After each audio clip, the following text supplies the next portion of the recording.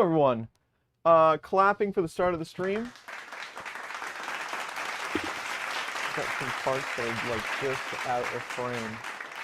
These are the only 3D printed parts you need for your 3.5 upgrade. So, how is everyone doing? John O'Shaughnessy is here. Happy Saturday to you and everyone else. Let's just go ahead and jump into this. We do have our sidekick with us today. Hello. Welcome, sidekick. Good morning. Clapping for the adding of the sidekick. Hey. Because the buttons are super satisfying. Yay. Good morning, everybody. Dom is with us. Dom, I haven't seen you in quite a while. I like that. Ahoy hoy. Yes. Ahoy hoy. For the Bougie Coffee Fund. Let's see how it handles Bougie. I don't remember how it did that last time. I think it says bougie. All right, awesome. It's nice. So today, all of 2024, we have been working on our Red 24 because I'm not that creative with names. Bear build, and it's going well. But we do have some other things coming in. Things are always in flux, and one of them being the Prusa Mark 3S Plus to 3.5 upgrade. We're going to talk about it, what you get, why you use it, caveats to your printer, all of that, as well as install it. And the main goal, if you're going to do a hold. For the Bougie Coffee Fund. Nice. Thanks, Andrew. Thank you very much for the $10. The main goal of upgrading from a 3 to a 3.5 is speed. Depending on the part and the model and its size, you should be able to double it. Because with the upgrade, you get the 32-bit processing board, all the things that go with it. So you can enable input shaping, all that magic software stuff that should make you able to print faster with the same quality. And then by adding that, you get Wi-Fi, Ethernet, and the ability to connect it up directly to Prusa Connect. So if you're currently using a Raspberry Pi or something like that on your Mark III to get things like that done, you would now have a Pi to do something else with. So those are the biggest advantages of the 3.5 upgrade. That's what we are doing today. Done. Now, how is everyone? How are you, sidekick? I'm good. I'm Excellent. good. Saturday morning. Very nice. 21 degrees, but sunny. And I think it's supposed to get up to like 40 today. So that's pretty good that's about par for February. We've been extremely fortunate on the weather front. Oh, man. No It's pun been intended. so nice. So hopefully, I mean, we're getting far enough along in February now that hopefully this is the last snap for us and it'll be just awesome weather from here to the rest of the summer, and all the insects will be the size of chihuahuas. Absolutely. There we Yes. go. Yes. Size of birds. Mm-hmm. Many of them, especially if the neighbor sets their pool up this year. Yeah, Lots of mosquitoes. that's always a wild card. Mm-hmm. Mm-hmm. That's all right, though. You know, what are you going to do? The guy's got kids. But it has been really nice. And we've been walking almost every night, except for last night. Too cold. And I saw that predicted snow for our area so far has been 12 inches of snow for us. Total, yes, since the beginning of snow. Excellent. And then our weather guy Joe says he's predicting 6 inches total. 16 inches total for the entire winter. I can So, handle that. but we're pretty late in the game, so we may get a few more inches here and there. Nothing serious. No problem. Bob said, sidekick, you mean lovely co-host? Yes. Well, that's perfectly acceptable, but sometimes I am the sidekick in certain operations, and lovely co-host, maybe we're not streaming at that time, but it really doesn't fit for me. I prefer more, rugged man on the scene type of description, but, lovely, I would take that as well. So there you go.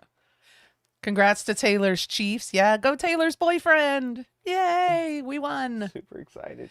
It was good. It was a good game. Did anybody watch the Nickelodeon version of the Super Bowl? Because it was awesome. We didn't watch a lot of it. I saw it after, like on TikToks and whatnot, but I guess it was really funny. And It was good. And Dora the Explorer popping up and explaining the rules, and it was really cute. While you're pondering that, we're going to preheat, unload the filament, and then bring the Z all the way up before we shut it down to get ready to take it apart. So that's what's happening right now. Continue Okay. on. No, yeah. The food was pretty good. I burned one of the pizzas. I tried to get cute with it and put all the pizzas in the oven at the same time. And pizzas do not do well on the bottom rack. I mean, it's just one of those things. I think you can, like the garlic bread and one of the pizzas turned out good on the top shelf or middle of the rack shelf. I had garlic bread and a pizza. And then on the bottom shelf, I had another pizza like from Papa Murphy's, the take and bakes. And, it burned. So, but I mean, people still ate about half of it. So thanks, guys, for the bailout. Burned pizza is still pizza. It's still I'll eat it. pizza. Yeah. So it was good, though. The food was pretty good. Lots of snacks. Awesome. So there you go. How Derek- was Derek y'all's gifted Super Bowl? 5 memberships. Thank you very much. And Thanks, Derek. I'm glad that the Pro B upgrades worked out for you. I think that a lot of people really needed some upgrades for that machine. But thanks, as always, for the support, Derek. Well, yeah, DJ Pro, I tried. It didn't work for me. But I didn't adjust the racks either. You know, I probably could have, put the top rack up just a little bit higher and then lifted the bottom rack. I didn't. I just threw it in because I was watching the game, and you know how it is. It happens. Those are monster-sized pizzas. They That's were like large an pizzas. oven-sized pizza. It was So a big pizza. I somewhat question the circulation that is now available inside said oven when a giant pizza like that is put on the rack. But that's another sciencey question. Yeah. Burnt equals crisp. I agree. It was very crisp. It was okay. It was all right. I had a piece myself. It was fine. The breadsticks turned out really good. And we had salad. We had tons of other food to eat. It was not a big deal. John, he was considering the 3.9, which is a very large upgrade. Then he bought a 4 and sold his 3. Not a bad way to go. I think the 3 market will continue here for a while, even though they're going to discontinue selling them. If you want a 3 at the lower price, get one now. End of February is it. I am not a big fan of large upgrades on these machines, simply because, and when we went from 2 to 3 and now 3 to 4, the 2.5 upgrade I think was great. I think the 3.5 upgrade is fine, but I don't like to take the machine that I already know that's working and completely get away from that. I would rather just go to the 4. I see the 3.5 as a convenience upgrade with the screen and the board. It's going to give you a lot more bang for the buck. It is $250. So keep that in mind, but if you've had the machine since 2018, maybe that's not such a big deal. So upgrade. I'm very appreciative that they offer upgrades at all. Not every company would do that. Here's the old machine, now you can upgrade to something else. Most companies would just go, tough, we don't support that, buy a new one. So I think it's a good idea for some folks. I don't like taking it too far. I would rather just jump to the new machine, but there's nothing wrong with the upgrades. It's just there's a lot more work there. It seems like, I don't know, sometimes it's like we want to take it too far if we want to go from 3 to 4, but nevertheless, they're available whatever range you would like to do it in. Yeah. Dominic says people are offloading MK3s for cheap. I remember you mentioned that. Yes. Up when we were talking about it. Now would be a great time to start your find farm if you ever wanted to start a farm. A nice used MK3. Right. And then Mike said they're offering upgrades and ongoing support, which I think that's good. I still use Mark IIs, 2.5s. I use them all the time. And they're my 2 enclosure machines. So if something a little bit higher temp needs a little bit more consistency, it gets printed over there. It turns out a fine part, and they still sell all the replacement parts for them. So, I mean, if you were to have to fix it, the parts are still available. And that machine came out in like 16, maybe.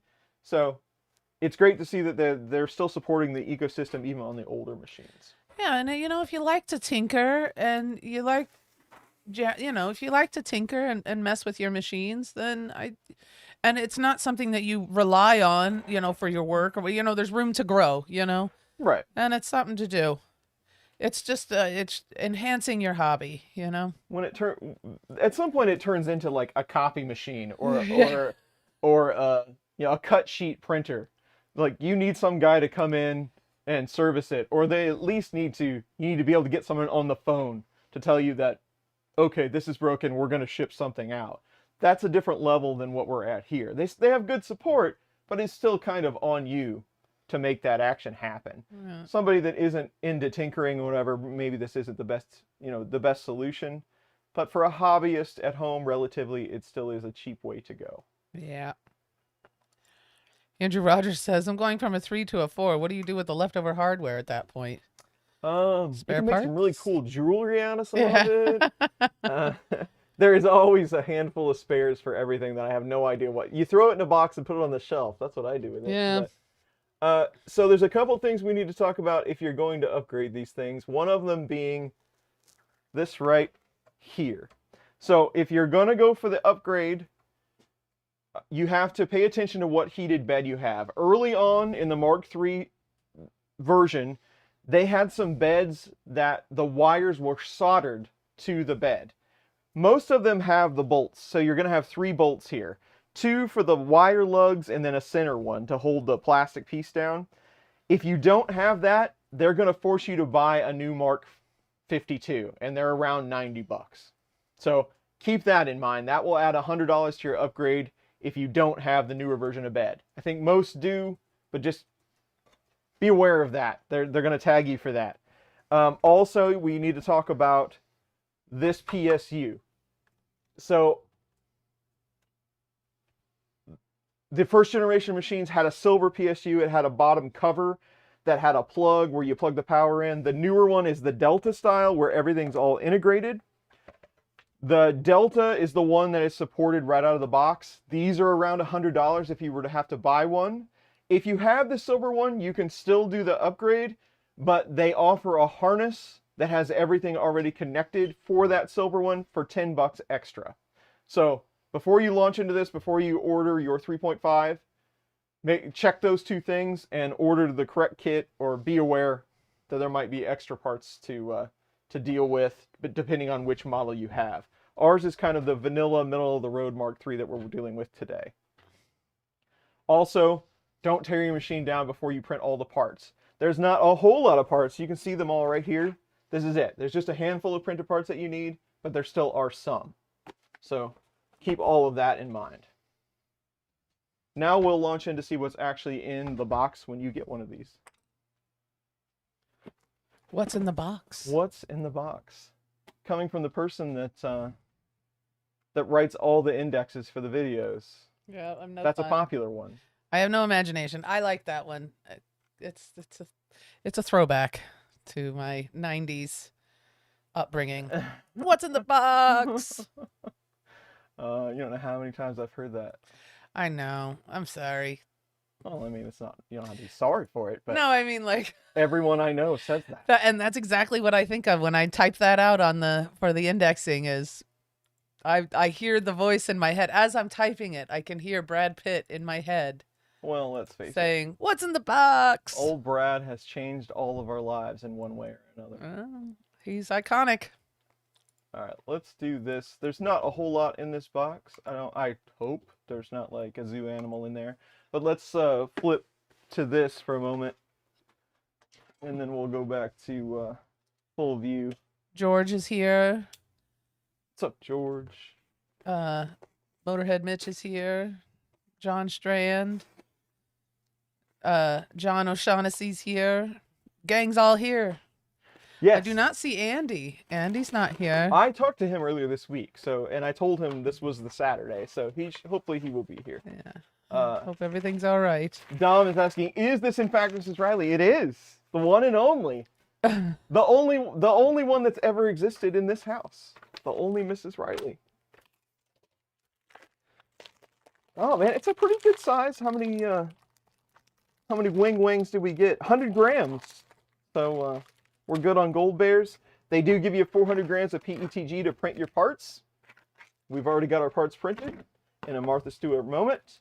We have our USB key. Zapper is here. He announced him. Zapper is here. And Zapper is here. He says Zapper is here. Yes. Ed is here. Now everybody's going to do it. There's a box inside a box that's the same size, which always makes it interesting.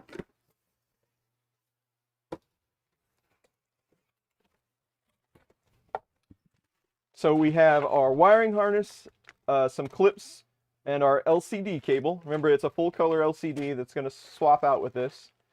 Some more wires because a lot of the plugs are going to change from the INC board. We're completely swapping out the INC over to the new Buddy board.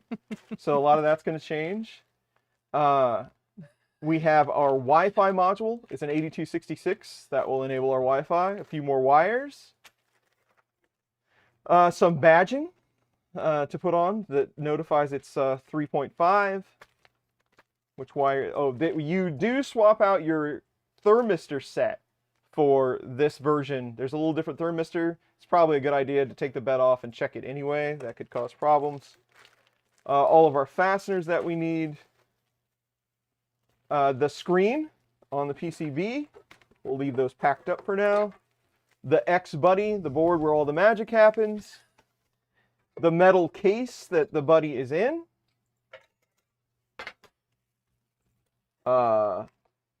Looks like a standard nozzle kit, but you do get an alcohol swab and an acupuncture needle and some zip ties. So that's everything you're going to get in the 3.5 upgrade.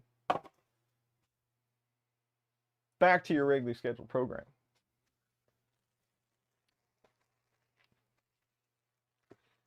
Mike says there's a lot of stuff in that box for $250. That's because Mike knows how to do it. He says the right things at the right time.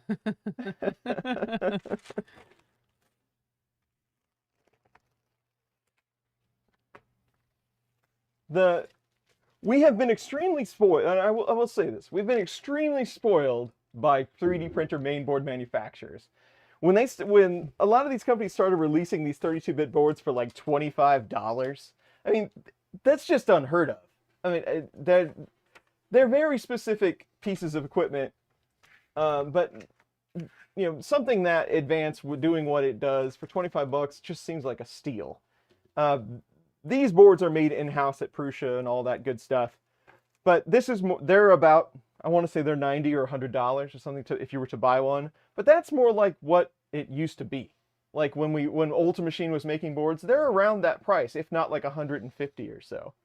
So it might seem like a lot for a board and a screen and all of that, but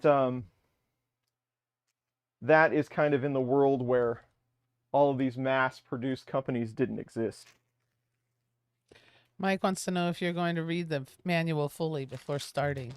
I totally already did before we started, so it would just be a refresher at this point. That's good. I think, I don't know, something. See if you can hit a gummy bear. See if you can hit me with a gummy bear. That's not this kind of channel. It is not. Make it a red one. I'm not supposed to open these yet, according to the manual. Well, yes, that you're supposed to ration your gummy bears. There's no way.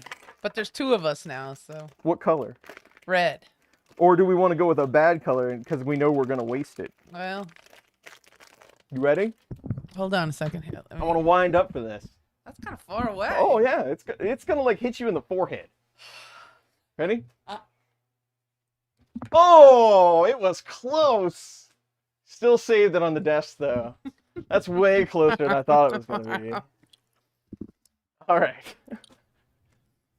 Zapper wants to know if you can read it to him before we start. Start with story time. Let's start with the history first, then a safety lesson.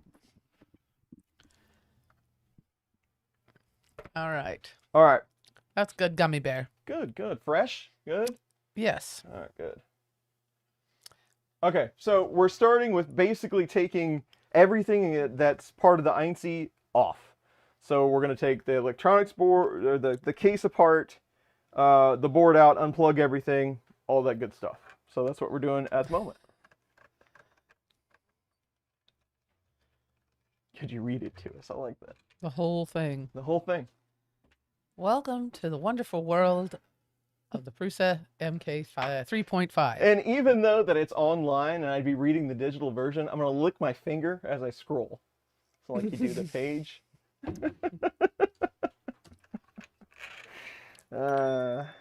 Ooh, that makes a great noise. ASMR time. What's that? ASMR time.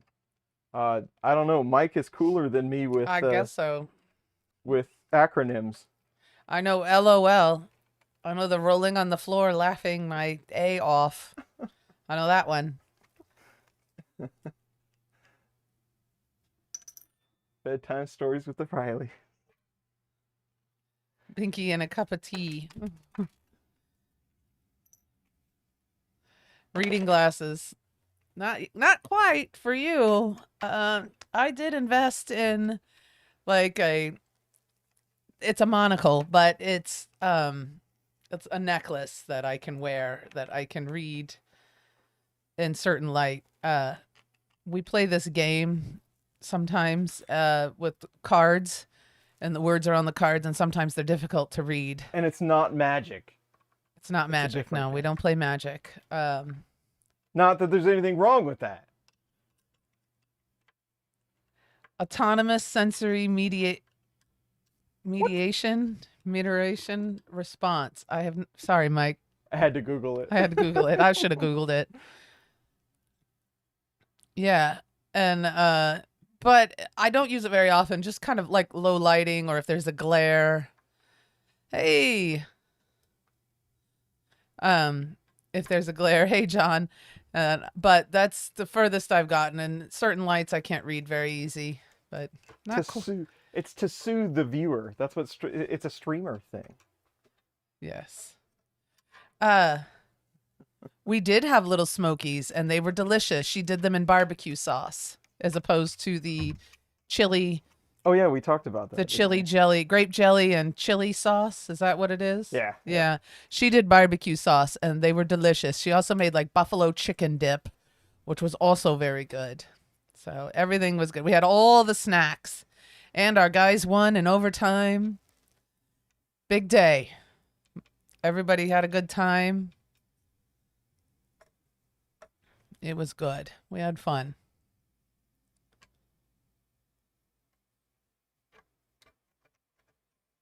There we are. Basically, this probably sounds like a terrible idea, but we're just going to unplug everything that's on here because most of this goes into a new style wire loom. There's an adapter and a harness they give you to use all of these plugs. So we're just going to kind of unplug everything, and we'll sort it out as we go back together.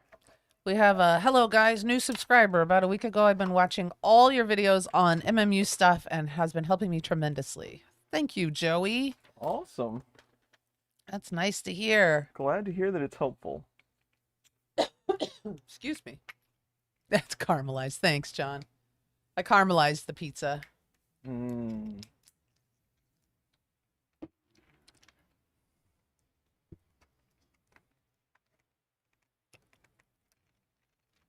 So anyway, yeah, it was good. Good game last week.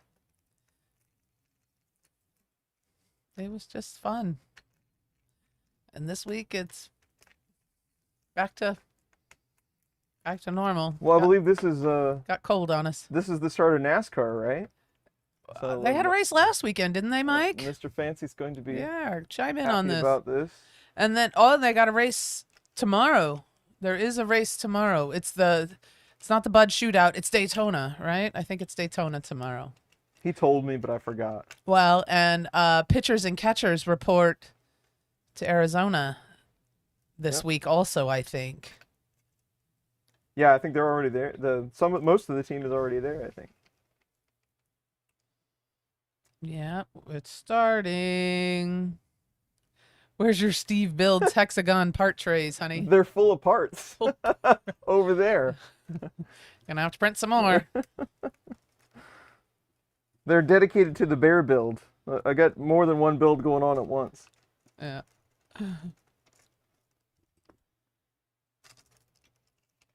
Raining in Daytona today and tomorrow, so likely the race will be Monday. What a bummer. The Bud Shootout. Do they still do the Bud Shootout? That's the one where they do 250 laps in one direction and then they do 250 laps in another. They used to do that one. I don't even know that I've ever seen that. It's, it's just something. I'm not sure that it counts for anything. I don't know anything about it. I just know that there's a Bud Shootout. And that's what they call it. They call it the Bud Shootout, and you do 250 one way, 250 another way, and that's it. Yeah, George, all these parts were printed in PETG, and it is Prusa PETG because I was trying to emulate the same plastic that you would get inside the kit. It's a good question, though. This one plug is really stuck. Go fast, turn left. That's exactly right. Go fast, turn left.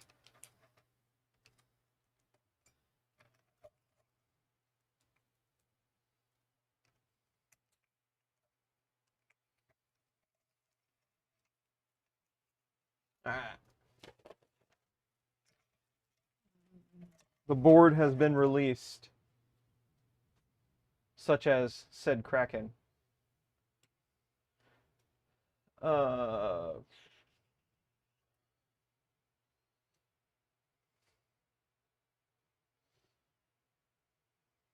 we can go ahead and pull all these screws off, but I believe they have you install some shorter ones to put the metal buddy case on. So we'll take those off for now. Those are all 10s. And then we're going to take the bed off. They give you, as you saw, they give you another thermistor to swap out. And there's a new kind of like expansion nut rather than the standoffs that were on it before. They put a new kind of expansion nut on there. So we definitely want to give those a try and see just how level it might be after we put those on, after they install. This is actually the bed that we did from a long ago where we did the nylock mod. So it has nylock nuts on the bottom of it that we're going to have to pull off. Not a huge deal. Just note that if you remember that video, this is the machine. Is that the one, upgrade? That was like at the beginning of the Shaky Table series. Oh. Like when but it was one of the upgrade your Prusa videos. Let's look at let me see what I'm thinking of here. I learned about the nylock mod from Ben Gadget. Some of you might know Ben. He's an avid Rep Rap Festival goer. Good guy.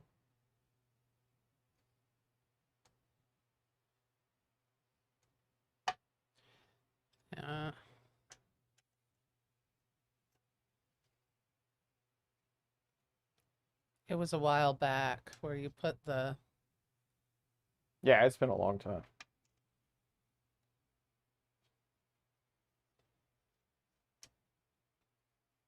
We did a revisit on it. Yeah, we did it twice. So we did the nylock mod, and then we went back and did it with silicone tube instead. That's what it was, yeah. And somebody in the comments asked how that was holding up. How is that holding up? The nylock mod was super solid. I mean, we looked at that mod when we did the silicone standoffs, and it hadn't changed much. I mean, I even compared the screenshots. And the silicone one is even tighter. I haven't had any issues with it. So I don't know the exact, like what the bed map looks like today, but I haven't had any problems with it. Well, that's good. Mike said that the Clash race, is it called the Clash race now? Was 2 weeks ago in LA, and they moved it ahead a day because of the rain. Mother Nature hates NASCAR this year, I guess. Well, the weather will level out and it won't be so bad. Good old FedEx. Yeah. My least favorite shipping company. Mine too. They're slow.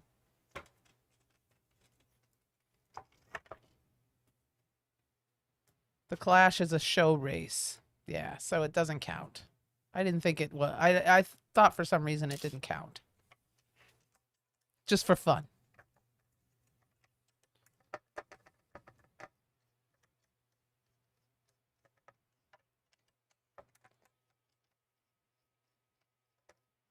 Steven got 4 inches of snow.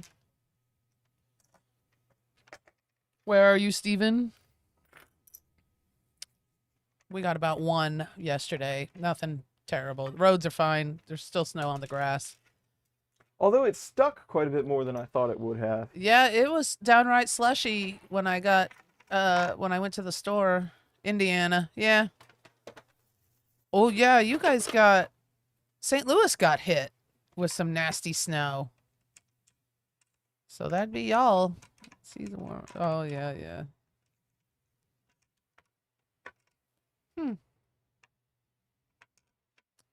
The Clash is a season warm-up race.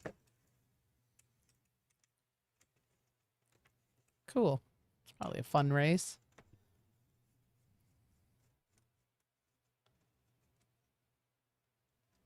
Operational error. Mm-hmm.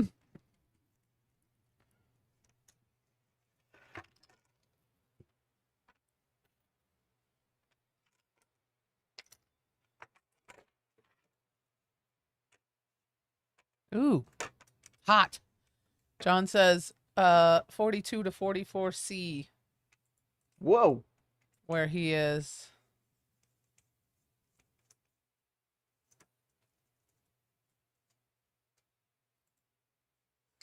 $107. Good Lord. That is hot. That is warm. That's real warm. Good I luck. would not stay inside.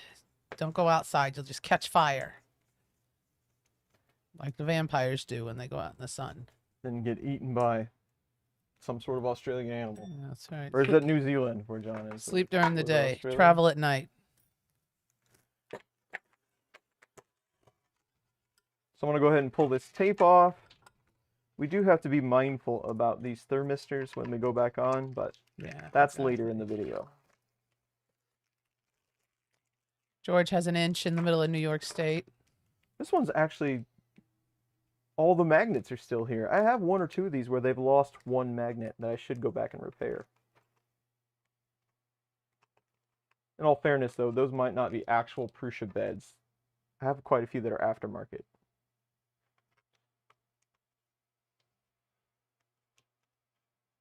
Oh, this foil.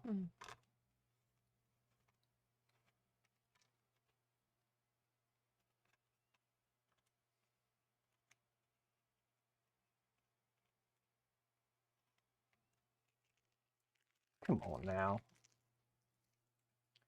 Thought I was done peeling stuff off when we stopped putting together acrylic kits.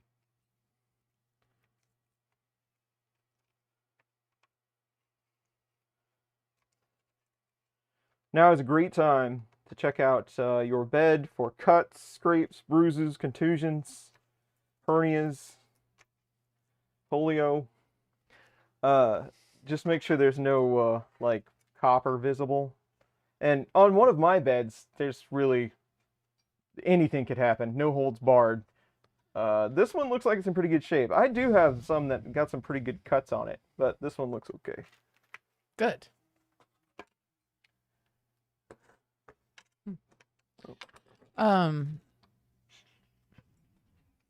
You ever tried to convert a Prusa Mini Plus to a Mini Bear printer?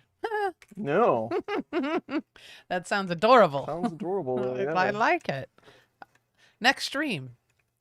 Next, yeah. Yeah. Coming soon. Yeah, I like it. Where was I?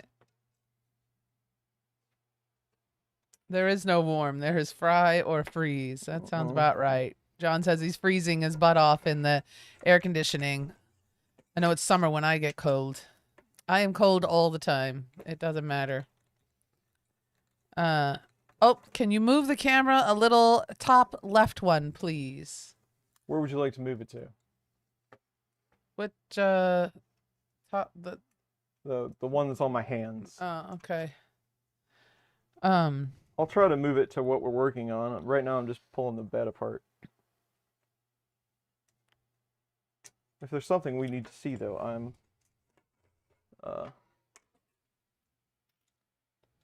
maybe they couldn't see me pulling the foil off. Maybe that's what it was. Let's see. But remember, this one has not this is not typical Prusa protocol here. This one has nylock nuts on it. That's what I'm doing now. It's pulling all those off. Never mind. You're in shot now. You were out of shot for a second. That's Yeah, all. it was because I was flat. I'll move it back here. We'll be a little Yeah, more we'll get you centralized in a squared second. away. Oh, you got a cold. You didn't get cold in your air conditioner. You got an air conditioner cold. Bummer. Summer colds are the worst. What is your record high count of viewers? I think you've had 200 plus on a stream. Oh, we've been almost up to 500 back in the day. Yeah. But that's when, you know, people watch YouTube all the time. And that was probably like we were giving away something. Yeah. The giveaway streams, we could get a lot of folks. Yeah. But My MK3S has a feed issue sensor issue. I followed the tutorial on Prusa site and it shows to function as it's supposed to, but yet I try to run a print and it continues to tell me I'm out of filament. What? Oh, I saw a comment on this too. Was that you, Zapper? Did you leave a comment on one of the videos about this? I think I saw something. I recently answered somebody about a filament sensor, but I don't know that it was on a Prusa. It might not have been. I don't know.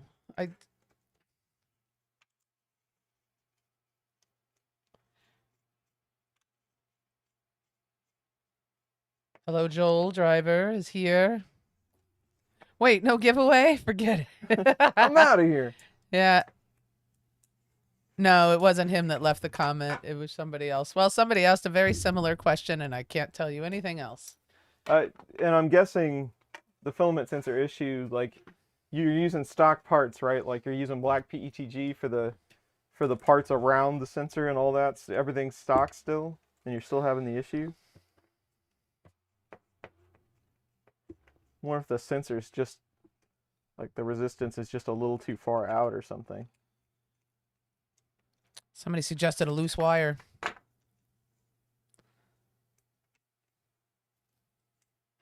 He's all stock. All so. stock, okay. Yeah. Wires or sensors really about all you got left.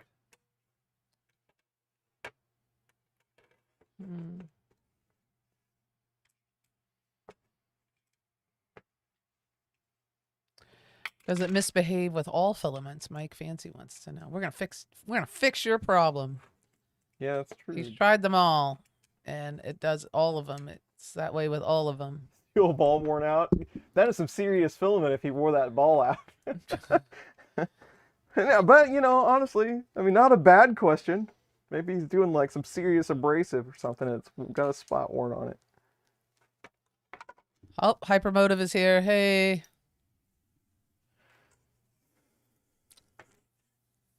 Which would Chris recommend, the nylock or the silicone bed upgrades? I think the silicone is much easier to implement and adjust. I mean, this isn't a bad way to go, but the silicone you can get it nice and tight down to the bed. It's not as free floating as these are. And they're just easier to install. So I'd definitely go that route. And it's probably cheaper.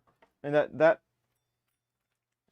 silicone tube is probably like, I don't know, $5 for a meter of it or something. It's not really expensive. And if you don't already have nylock nuts,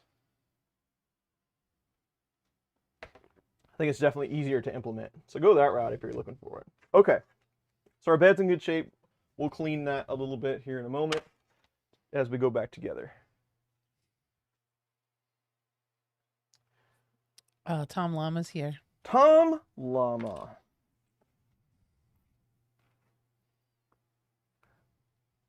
Good to see you. This guy's name on here is I Void Warranties. That's a good name. I like it. I do too. Why did the duck cross the road? Because it was the chicken's day off. I'll give it to him. Sure. I'll give it to him. Sure. No backlash concerns with silicon mod. Right. Great way to put it. I'll have to check out that video. Oh, yeah. How does it hold up over time? Somebody else asked that. You said yes. Pretty good. Yeah, I haven't had any problems with it. Yeah. I've had this one installed for years, and the last one at least a year. No issues. Yeah. And I do lots of prints like over the whole bed. You know, a lot of people will say, "Oh, it's fine," and then they only print in the center. I do like full plates of parts on all these Mark IIIs constantly. No problems. Glenn Hogue is here. Glenn? Hi, Glenn. Hello? What do you call a fly with no wings? Waiting for the punchline.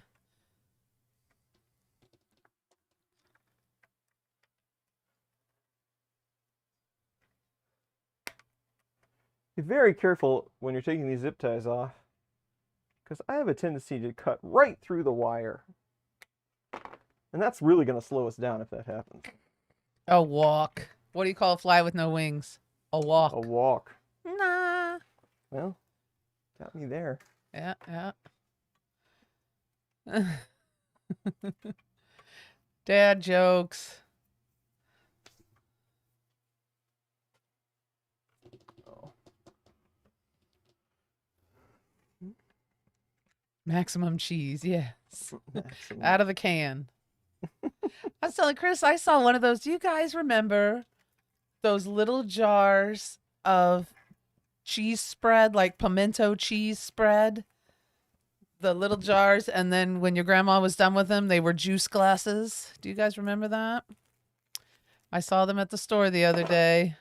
I haven't seen one of those, because I mean that's all that. If it wasn't a jelly jar for your tea or whatever, the big jar, Yeah. it was one of those little spread jars for the juice. It was a little juice glass. All that we had. You know, my mother used to use those glasses to store her green onions. You know, you cut the tops off the green onions and you put them in water and it keeps them fresh longer. Oh, okay. She used to put, blue cheese. Yes. And, why did the koala fall out of the tree? What are you doing, Chris? Please explain. Yes, 3.5 upgrade. Currently, we're just taking apart the sections that we need to upgrade. Mostly, this is a wiring exercise. So we're swapping out the main board. We're also going to do a thermistor swap on the bed and replace some of its fasteners. But again, mostly just wiring. So right now we're going to unhook it from the PSU, all the wires, and then we'll be done with the disassembly, is that a word? Sure. And then we'll be ready to start putting things back together. So all I have left to do basically is take this cover off the PSU and pull the power wires, and we'll be ready to start the assembly process. There we go. John, I'm not even going to finish that joke. That is just sad. That's a sad joke, and we love little fuzzy koala bears around here. So, we will need this again. We're just taking this off to take the wires out. Yeah. In the UK, they have Nutella jars that they use for juice glasses. The Nutella jars. We have good old processed cheese in our little jars. So it's probably illegal to sell in certain countries.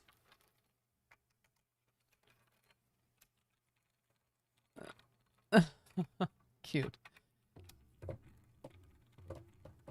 Yeah. I'm not super focused on chat, so if there is a question, yeah, I'll read it. We're just talking about reusing the jars and jars. butter tubs. Yeah, my grandma had a whole bunch of those. Now, though, that they've kind of put a...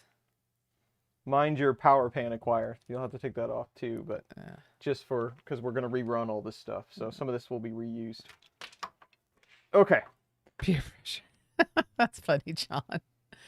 So main board off in case, bed off, everything unplugged from the PSU, all the wiring management, all that stuff has been pulled. There you go. Remember government cheese in the 80s?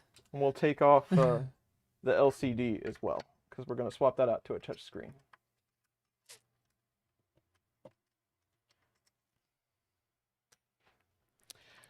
I worked for the school and as a lunch lady for a while, and we got government cheese and it's Land O'Lakes government. I mean, it's government. It's free cheese. It's commodity, you know.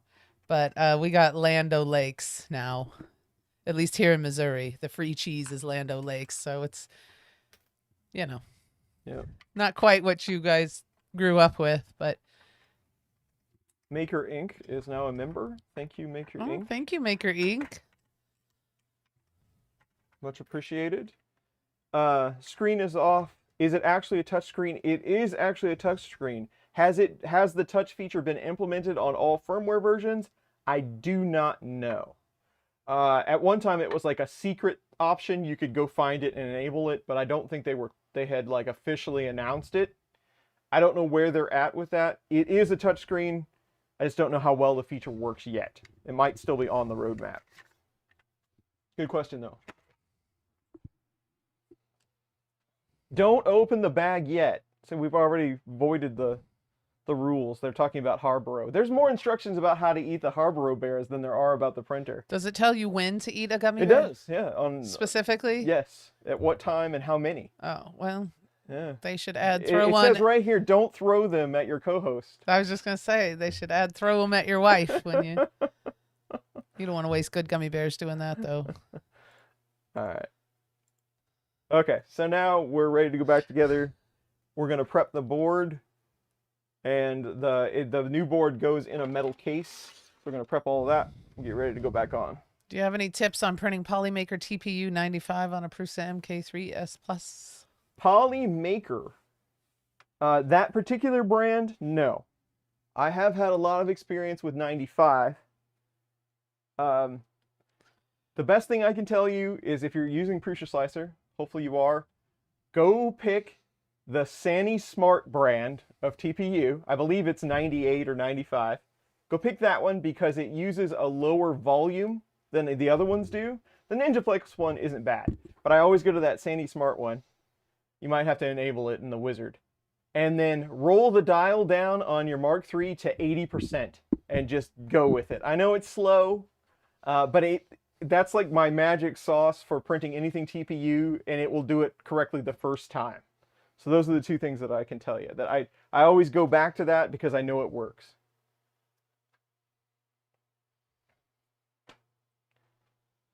Alrighty. That's all I know about it. TPU prints are always slower. Oh yeah. It's like printing with wet spaghetti. Mm-hmm. All right, so again, we're going, man, this thing is really dusty. It's been on the bottom shelf too long. We're going back on with that metal case. There's some T-nuts that go in over here.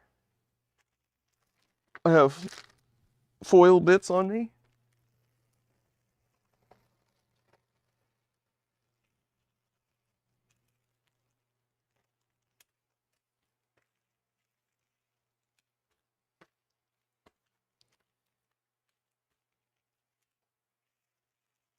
A little bit of everything here, and there should be quite a few spares with all the hardware as well. This is new. This is the first kit that I've seen that they're pre-packing the screws. They're in these little sealed packages, like a salad kit. That's nice. Instead of the little Ziplocs that everything comes in, they have pre-pack now. So Prusa must have a new cool machine that does this kind of thing. That's pretty awesome.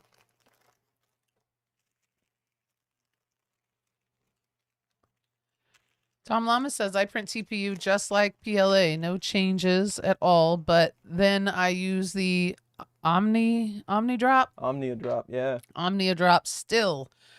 Then it still has, to this day, been 100% trouble-free. Yeah, that thing is a beast as far as confining the filament path, so I totally get that. And maybe like the Hemera could probably do it as well. But if you have that super short filament path like the Omnia Drop does, I don't see any reason you couldn't print it at full speed. So good point. It kind of depends on what extruder you have.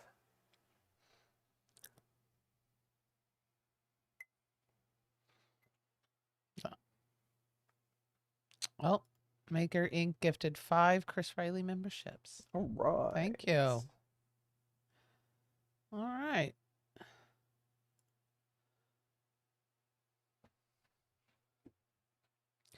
My MK3S, when printing the Filamentum 98A flex fill, the extruder motor gets so hot, and that's with all the settings slowed right down. You don't print with Filamentum flexi fill, do you? Flex fill? I have. Yeah, like that 98A stuff. I have printed with that in the past. It gets super hot, huh? Yeah, that's what he says. You still got your Omnia drop, Chris? I do. I have 3 or 4 of them. Tom Llama wants it. Yeah. I could probably make you a deal on it. I have a couple of them. Honestly, though, if you're looking for parts or like an assembly, I might have one that you're welcome to, because there were a couple of those sitting around. So let me know. We can make something happen, I think. I was using one as a tool head on the E3D tool changer for a while.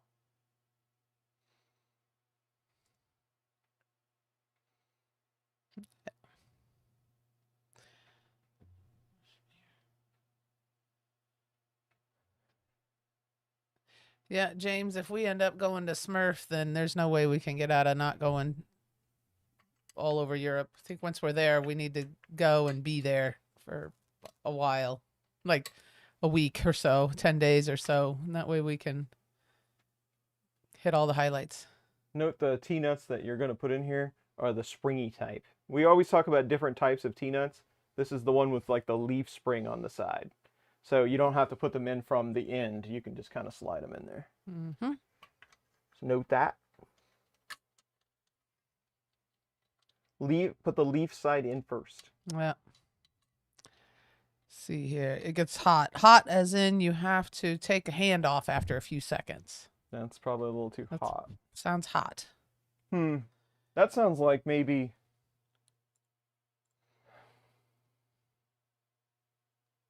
I don't know, like maybe the linear advance is doing too much work. Mm-hmm. Like really slow movements with lots of torque.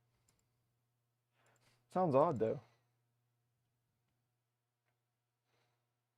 Is the Prusa i3 kind of irrelevant? No, not at all. I might have been reading a discussion he was having with somebody else. So, how's the Kingroon KP1 doing? And have you got much use out of it? I wish it was doing better than it is. The board, so they've used some sort of cheetah combination board with that thing. And that's a product of MakerBase, MKS. Yeah. I can't keep them running. So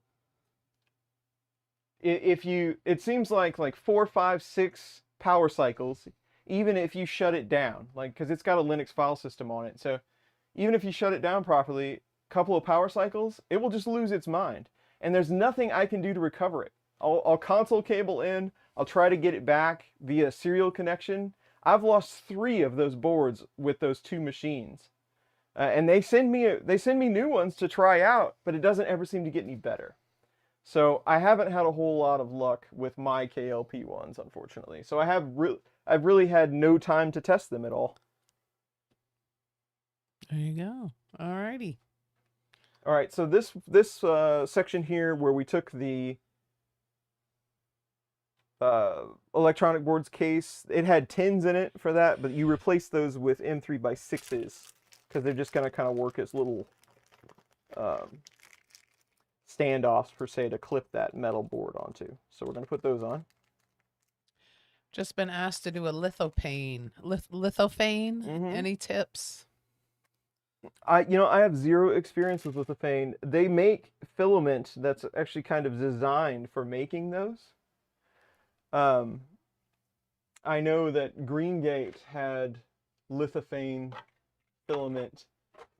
It works better with most of them you see are white, of course. I guess not of course, but most of them that you see that are white. There are particular brands of filament that work better than others, but I don't have a ton of experience. I'm sure someone in the chat has more than I. Should I keep the same pressure on the TPU as stock instructions? Cap head screw flat against the plastic. There are some suggestions about how to set that for TPU. I have never had to implement any of those suggestions. I've always been able just to run at stock tension. But it probably wouldn't hurt to back it out a bit, just so it doesn't munch it so bad. Because I mean, you can imagine going through those gears. If it was flexy, it might, sandwich it. But I haven't had any adjustment needs running TPU. Also, if you're struggling with TPU, make sure it's dry, like to the 10th power. If you have a dehydrator or something, stick it in there and let it run a while. Because TPU and moisture don't do well.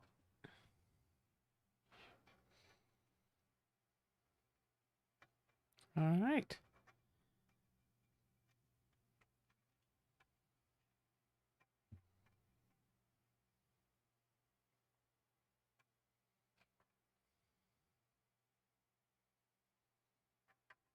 All right. They tell you in the manual, they tell you to run these screws down all the way just to kind of clear out the threads and then back them out so you have like a 3mm gap. It's probably not a terrible idea, seeing as how some of these printers have probably been assembled for a while. You don't want to get them cross-threaded in this frame. Having to save or rescue one of those holes is not what you want to do on a Saturday afternoon. And then those bottom two square nuts get an M3x10.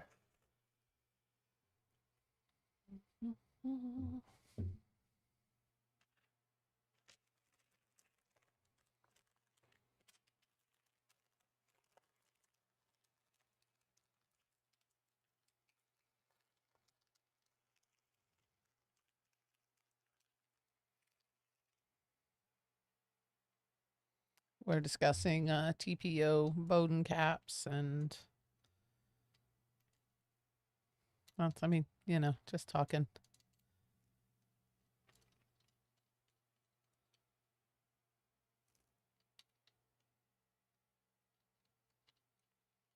Hans says you have to plug it in and dry it out every 2 months or so. TPU, I guess. Yep, depending on where you're at.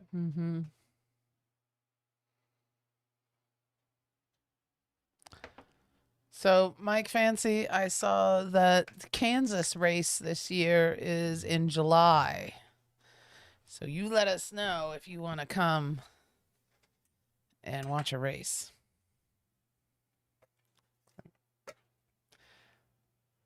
What are we looking at here? I'm trying to keep you all in know. I don't always do the best at keeping the camera focused where it should be.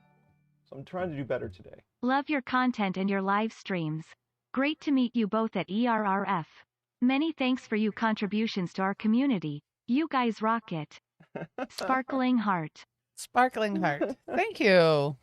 That is awesome. Thank you very much for the 5. It's always good to meet all of you at these festivals, and it's almost that season again. So hopefully we'll get to see even more of you this year. Thank you for the support. So these boxes, the metal box for the buddy board, it just has some slots where you can put it down over the screw head, and then it kind of slides into place, and then it's got those bottom 2 that fit on those T-nuts that we put in. So it just kind of slides on those heads.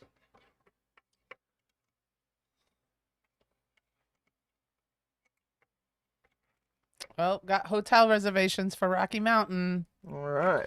Getting ready. Getting Coming ready. quick.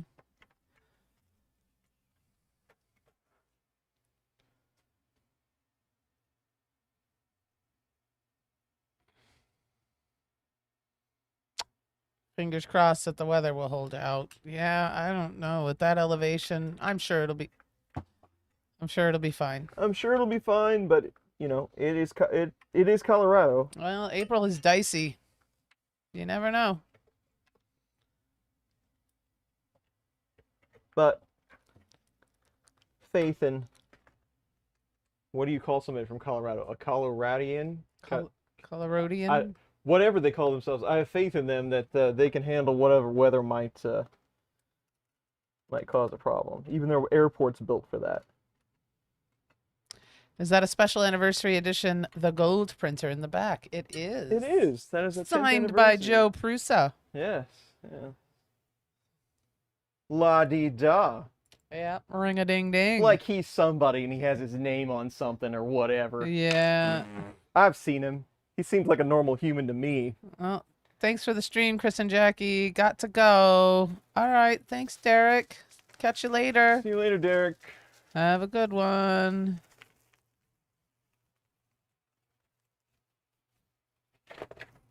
All right, buddy board.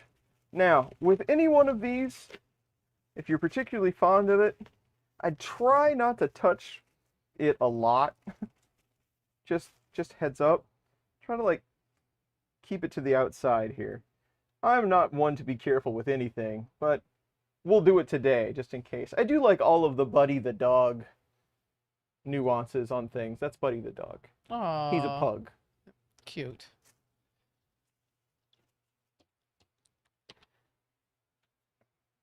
And we have some adhesive thermal tape we can put on some sections.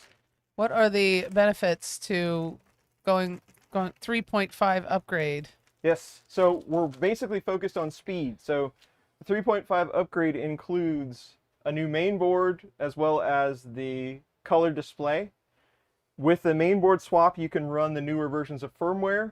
That will get you Input Shaper and the Retool Linear Advance, and depending on the part size, you should be able to print twice as fast with that logic enabled and have the same quality. So just with the 3.5, that will get you a bump in speed, but it also gives you Ethernet and wireless connectivity so that you can go to Prusa Connect or Prusa Link locally if you'd like. So you don't have to have a Raspberry Pi to connect up to it to send it files. So those are the biggest benefits of 3.5. There you go. Just planted seeds for Earth last night. Now that the dates are announced.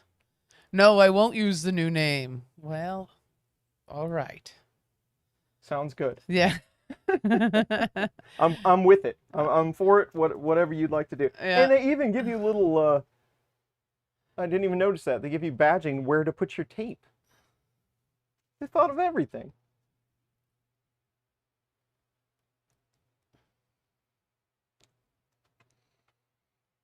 I feel like we're like so far behind for planning for anything at this point. We're just chilling. We did so much traveling last year. I'm kind of I agree. I'm very about the whole thing. Glenn Hoag's all set up too. He says he's got his flight and his room and his car booked. He's gonna go to the casino, I think. Is that what that is? Is that what Black Hawk is? Casino?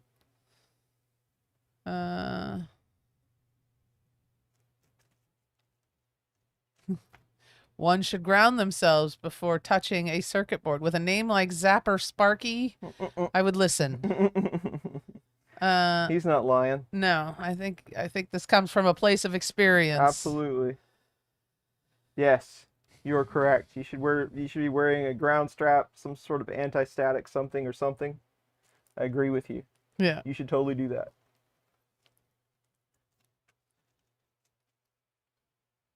So there's your I zoomed way in. There's your tape. It's an old mining town that has casinos. He got a free room. Good for you. He's a retired U.S. Army helicopter electrician. So it does come from a place of knowledge. That's I would think that would be one of the best scenarios for being an electrician with lots of experience. Helicopters. Yeah. So, I'm all for it. We'll take our blue tape off.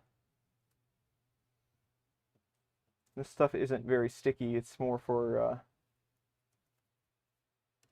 thermal transfer. So I think you could probably take one or more shots at this if you had to. Like if you were trying to do this on a live stream and you can't actually see what you're doing. But we do want to try to line it up with some of the screw holes, if possible. Hey, thank you. John Gilbert pledged $3 via Patreon. Awesome. Thank you so much. Thank you, John. Ooh, any plans to do a side-by-side comparison, MK3S and 3.5 with prints running? Oh. Do you have one? No, well, we've done those before. We did 2 and 3, and that was an eye-opening experience. But now we really need to do 3 and 3.5. And I was thinking about that just this morning when we were getting ready for this stream. And it's like, it would be cool, a drag race between old and new, just to see what happens. So I think we have to do it at this point. I think it's going to be a must. So yes, look for that, because I don't think I'll be able to resist. I'm going to have to make that video. All right, and this thing goes on with M3x6s, which are the shortest of these screws, I believe, and they're really hard to hold on to. A boat race. Boat race, very exactly. nice. I like that. Exactly, the boat race. Oh, Fix'em Dude is here. Fix'em Dude! Hey, Mike, how are you? Hello. And I'm going to lean this up because I'm not going to be able to see it.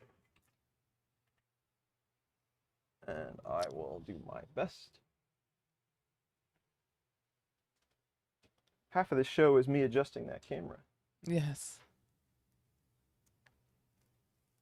And you don't put one down in this corner. In the bottom right corner of the board, looking at it straight on, that's where the ground ends up going. So avoid putting a screw in there for now, even though you really want to. At least I really want to.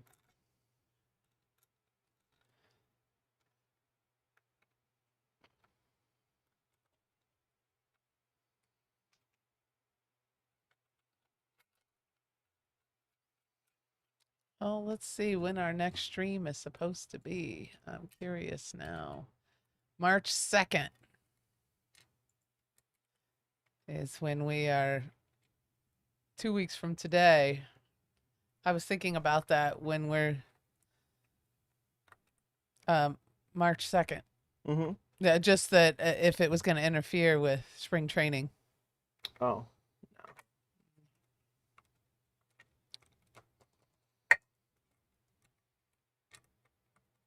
Good morning, Mad Cat. Hello.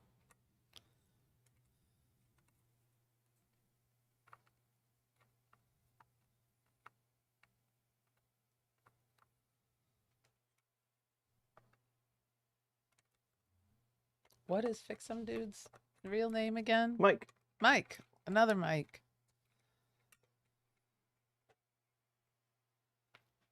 Are you going to upgrade your bearing holders on your print bed? Do I still have U brackets on there? I do. I should. I probably won't do it today, but I should. I have a bunch of those.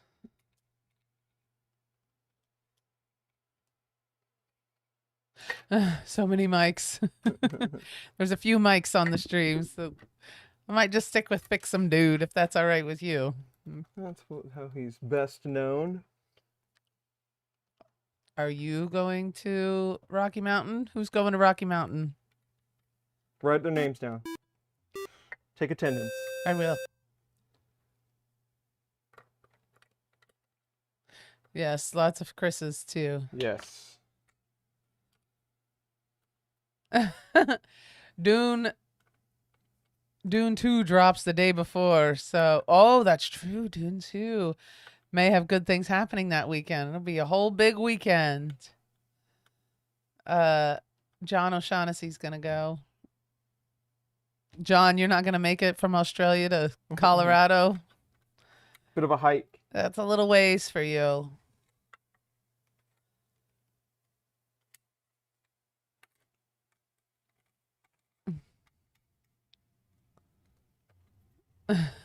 A whole council of Andrews. Lots of Andrews. Well, yeah, that's true. There's a lot of Andrews. Mm-hmm.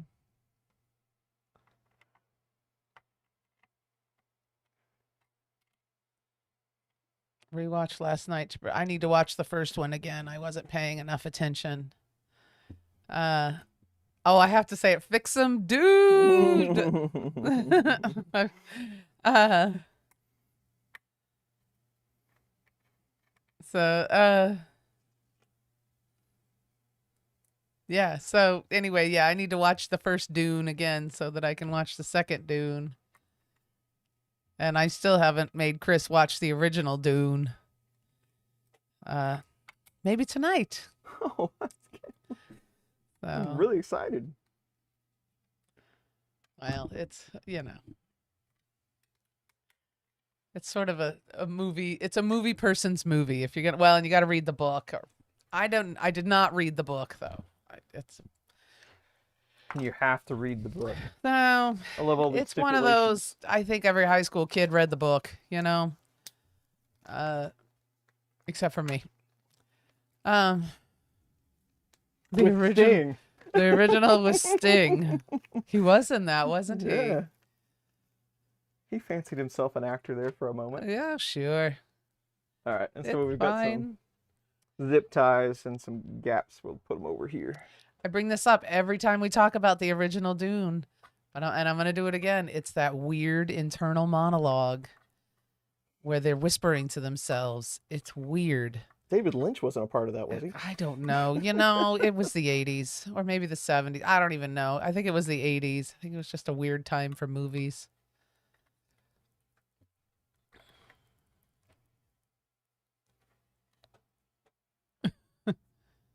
Patrick Stewart was in it?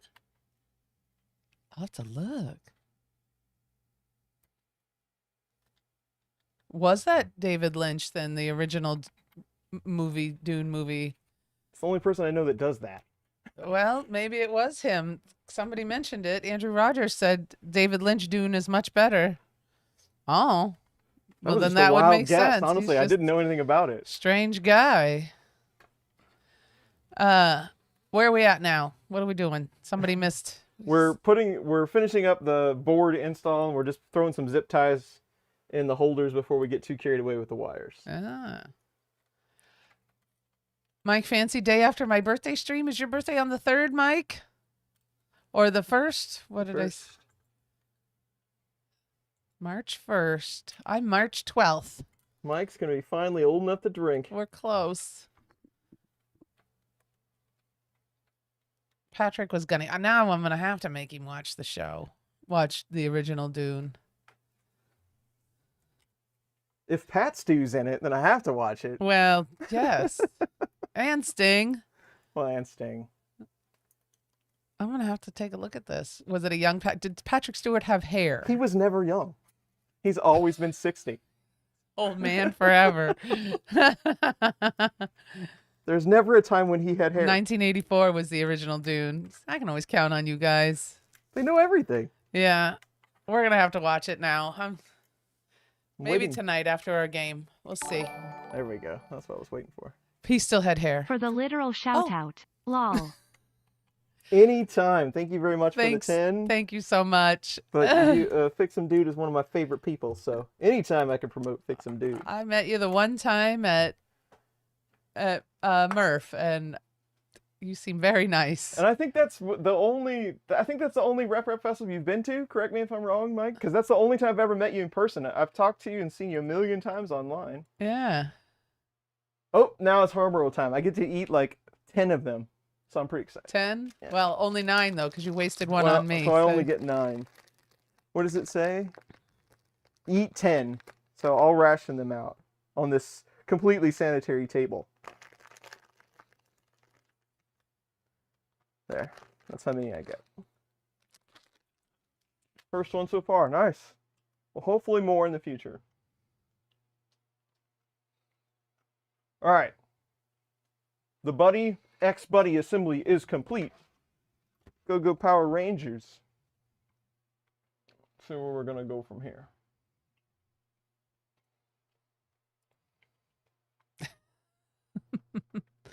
Mike says March 1st. Almost old enough to drink. Next milestone is a sharp reduction in income.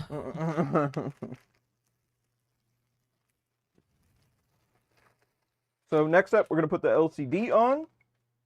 And we have some injection molded clips here to help with our wiring. Have we determined if we're going to Murph yet? As of now, I think the plan is yes, but anything can happen.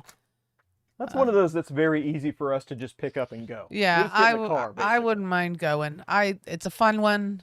It's so easy. You know what? It's easy to get there. The town is nice. And it's so easy going, you know, you don't have to worry. No rules at well, I mean, there's rules as in rules for a society, but like there's no real hard and fast rules about Murph. You just go and enjoy. So I like that one. I'm a big fan of Murph, and I enjoy the beer exchange thing. That's so much fun. Everybody bringing, and it's just fun. No, she means it. Literally, no rules. There's no rules. Anarchy. Anarchy, mass hysteria. I can tell you this, though. I am not currently ramping up for any type of super awesome project to bring you all at Murph. I love you all, I do. But I'm not in that state, that mental state that it takes to create something super awesome to bring to shows. I don't know why, but I'm more in the fixing, hacking, and tweaking mode than I am colossal creation mode at this time. So there's probably going to be a lot of hanging out, looking at stuff, you know. Yeah, there you go. Which we haven't done. I mean, really, we've always been, you know, tied to the table. Yeah, if we do anything, let's just go and wander around. Watching kids And hang steal all out. our cool stuffed animals out of the claw machine. Yeah. I just like that, you know, I'm It's just fun to social. see everybody. I go for social, Yeah. social purposes. Besides that, you know, we could probably find a maker table and just hang out there, you know, and people come visit with us and we can, you know. Everyone's going to be so tired of seeing me by the end of that. It's going to be great. Yeah. So these have one, like, flexible, like, these are like two pieces. So you got kind of a flexi open part, and then you got one down here with a slot. So that goes to this is the inside of the extrusion. This is kind of the bottom clip. Yeah. The original Dune, Tom, I looked it up. If you have HBO Max, it's on HBO Max. Amazon Prime, I don't know. But if you have Max, it's on Max right now. The Dune, original Dune. Glenn will bring beer. All right. Just 1 6-pack this time, Glenn. I can't think I can handle more than that. It's just 2 hours north of me. I'm excited for my first show. You should definitely come. It's fun. It's at a campsite too. So if you got a camper or whatever, shoot. Who said it was their first one? Ink. Hold on here. Let me find them.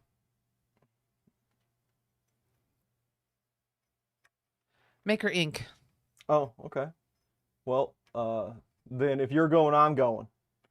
So I'll see you there. Yeah.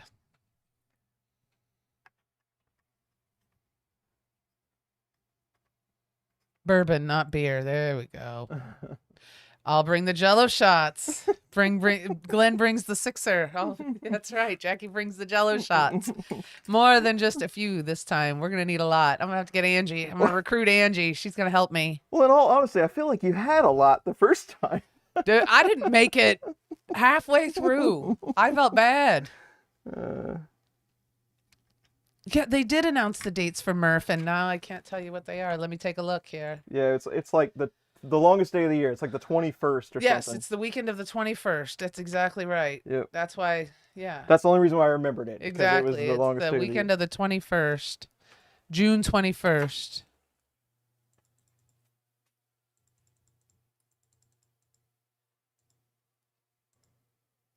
June 21st through the 23rd. So there you go. Somebody brought a keg last year. Like Yeah. Busch Light or something. Nothing fancy. But Get hey, your man, mind beer right, is Chris. beer. You're the main reason I found out about MRRF. _ Benchy. Awesome. Thank you. Thank you very much for the 10. I'm glad to share the knowledge about Murph because I do highly enjoy it. It's fun. Seeing all the folks. Yeah, Maker Inc. My wife is looking forward to the Jello shots. There you go. We'll have some for her. Come hang out. Oh, No, Marcus. Yes, what happened? What's with the bear build? We just pausing and gonna do this upgrade, and then we'll go back to the bear build. It's a bear pause. Ah. Hey, Red Light. How are you? Red I light, wonder if what? the wife will want to go for our anniversary. Beautiful and romantic Goshen, Indiana. Who wouldn't? They have a Little Caesars and everything. It's gonna be You great. could probably get like a heart-shaped Little Caesars. That's right. That'd be all right. All right, so there's 4 on this side for like going over to the main board, and then there's a couple over here on the power side. So Hi, just put Jose. there. How are you?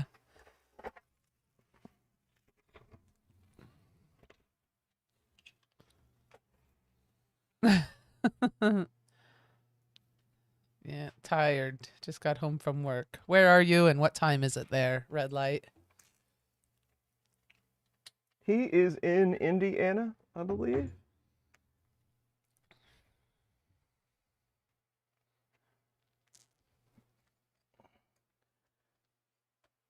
Indiana. Got it. I think they're an hour ahead of us. I have no. I'm really. My memory really isn't that good. I don't have any idea after all these years how I can remember where people are from just based on their name. And I've met a lot of you, like Red Light. I've met a lot of you in person. And I know your face, but let's just say I'm impressed with myself. Yes, you're very impressive. Yes, thank you. Thanks for that vote of confidence. Tom Lama says, there's your big project for the event, Chris. Jello shot printer. There you go. And we all need a Jello shot. Problem is I'd have to sample them and then That'd be tough. I'd take a nap. You need cold for Jello shots. You need cold for Jello shots. And that makes it difficult. Maybe you could still like use it to squirt it in the cup. Yeah, Andrew do didn't that. print enough shot glasses last year. That's right. We got one. Yeah, because they were kind of over there by you, Andrew. Who was it like Obiko or somebody over there that had the keg? Now I'm trying to remember who. It was somebody over kind of like in that middle section over there by the doors. But anyway, I was just thinking about that. Guys, I remembered that when you said it. Yeah. All right, so all our clips are on. Now we can throw together our screen parts. Am I going to be like the German beer hall server running around the St. Pauli girl? Warning to everyone. Watching yes, this except live for with stream pants. caused me to order the kit. Thank you very much, Sergio. Thanks, Sergio. That's so For the nice of 20. you. Always appreciate it. Sergio's been sponsoring us for probably like 5 or 6 years now. That's very nice of you. And sometimes at the shows he brings us donuts, which is always awesome. That is nice. Yes. We got Amish donuts from Sergio one year. That was nice. Yeah. Canadian Maker Project, Ron is here. He is now on bragging rights. Thank you very much. Ron, it's good to see you. Hello, Ron. Thank you. All right. When RS Makes says he says, when I met Mike at your booth, I called him by the name of the town where he lives. That sounds about right. Here you go. Square nuts in the LCD holder is where we're at. LCD, I guess that's what we can still call it that.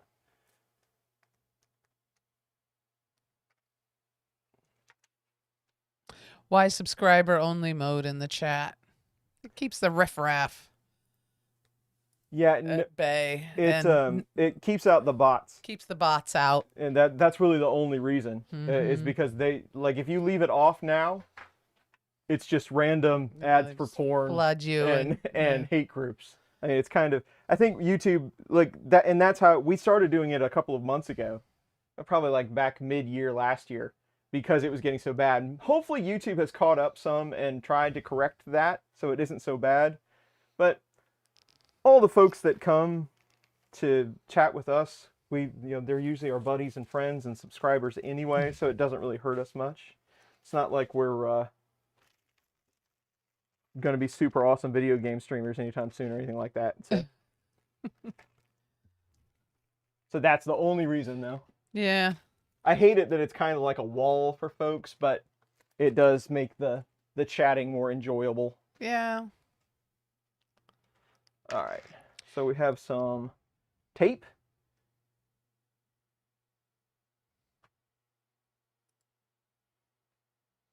Do you have any experience with 3DX Tech CF filaments? I do not. Yeah. 3DX Tech. I do not. Somebody said Jello shots in the claw machine. You know, we could take the claw machine to It's still here. Murph. It's always popular. I actually promised it to Jeremy Lucas, but he hasn't had time to deal with it yet. Yeah.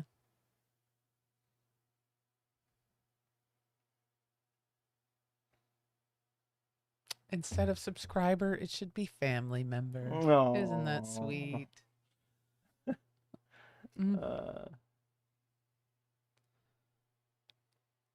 Oh, it's a reflector. So, that's the clever kind of stuff. I'm telling you. When you Americans say Jello shots, is it gelatin or jam? It is gelatin, sir. It is. Yeah. So just it's this kind of stuff that I always find interesting. So this thing has like lights that kind of gives you some indications underneath it and all of that. So they have this piece on the plastic part that's called the gutter, which I like what they name that. But then they give you a piece of reflective material to tape on there so that so it makes them more prominent. It's those kinds of ideas that I find fascinating. It's like, you know what we should do is put a reflector on it so you can see those lights better. Like, who thought of that?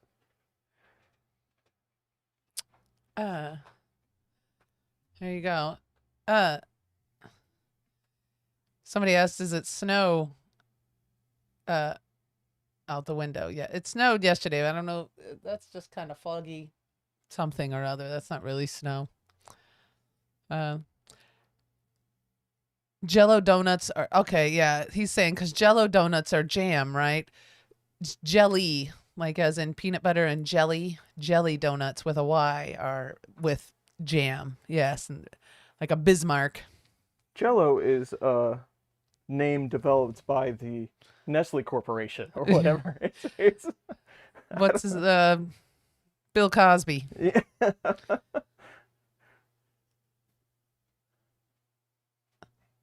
3D Medic says hello. Hey, Vince.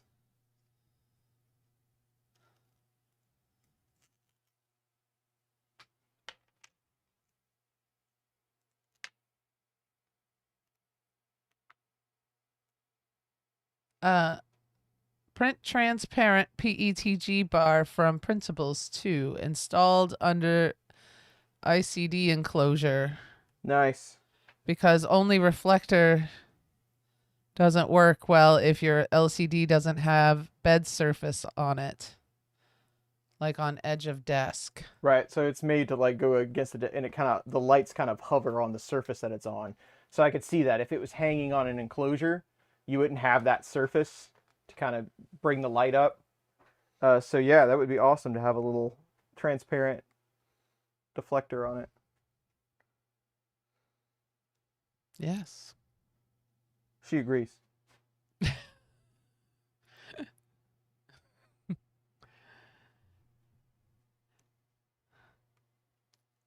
Should have thought about this better. Only I can overcomplicate putting a sticker on something. Aren't you two a little young to protect yourselves by rubbing Jello all over the floor? Is that like supposed to be like a Home Alone kind of thing to make you slip on the floor? There's always room for Jello. Peter Venkman. Quoting Peter Venkman. I like that. Come on, there's always room for Jello. Always room for Jello. You know, it's great coming here on Saturday, plus my whole evening tonight. Jello shots while watching the original Dune. We got a plan. We plan out honey. everyone else's whole day. We got a If plan. you just listen to us, you would never need something to do. Absolutely. It wouldn't be super exciting, but it wouldn't be that boring either. No, not the worst Saturday night. Jello shots and Dune. Plus, I always go on the fact, there'll be more Saturdays. So, that's cool. All right.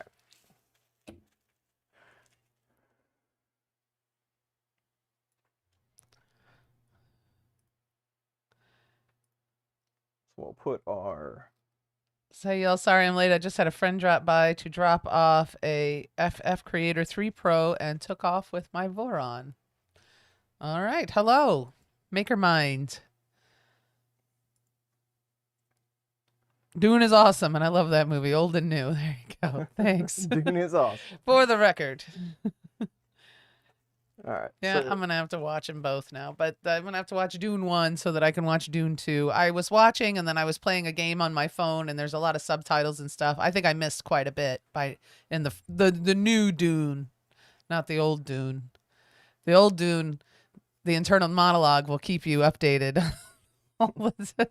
It tells you everything that's going on as it happens. Yes, pretty much. Gotcha. You know those 3D ice sculptures, Chris, you could do tequila dispenser that replaces the extruder so people put their shot glasses and then move it a bit when it pours out a shot. That's a good idea. We'll be the belle of the ball. I don't know if it's a good idea, but it's an idea. We're going to have the coolest thing. Jell-O is currently produced by the Kraft Foods unit of Kraft Heinz. But for Of many course it years, is. this is Glenn Hoag informing us. For many years, it was made by General Foods. No Nestle involved. Okay. Well, I was just taking a stab at it. But we now had I've been corrected. we had our, yeah, we just took us, yes. We had our, what do you call those, products or sponsors or whomever. All right. No Nestle involved. No Nestle. Sorry, Nestle. Yeah. I would have guessed Procter and Gamble, but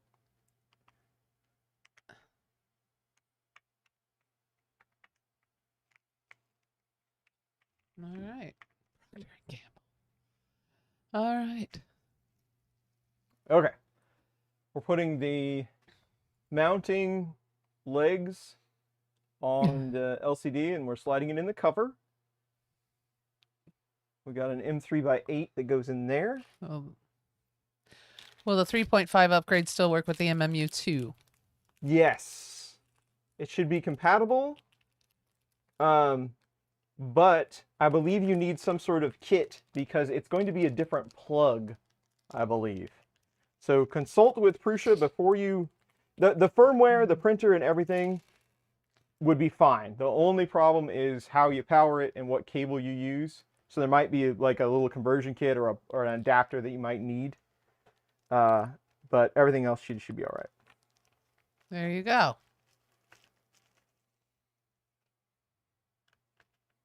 Oh, okay. An early Bill Cosby comedy album had him rubbing Jell-O all over the floor. Okay, yeah, sorry, I missed that one. So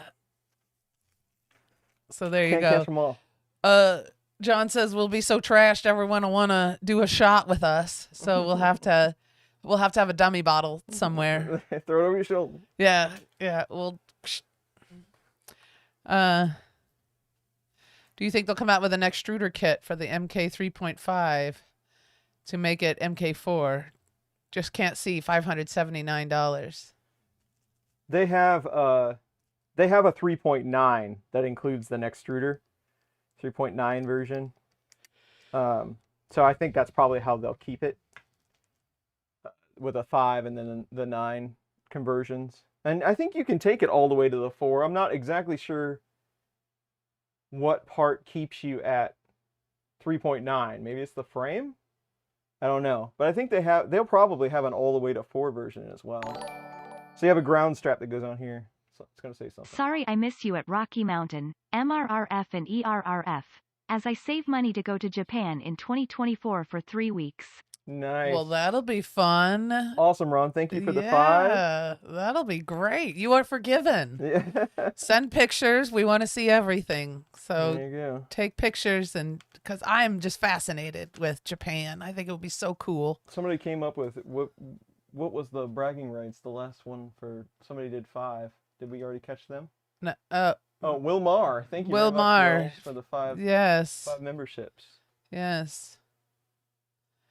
And yeah, the new Ghostbusters does look good. I'm looking forward to seeing that one. That's with the kids. That'll be a good one. And I like that girl that plays, I can never remember her name, but that young lady, she's from Young Sheldon, and she's done a few movies. She's a good little actress. There you go. Ground strap right there. All right. And then the other leg goes on with a couple of M3x8s. Yeah. Let's see. I'm just going to skip ahead.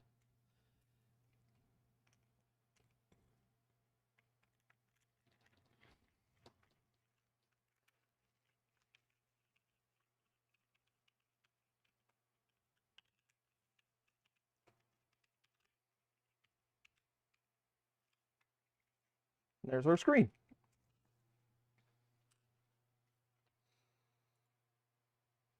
Any inside news for MK4S? Nope, I haven't heard a thing about it. I know they're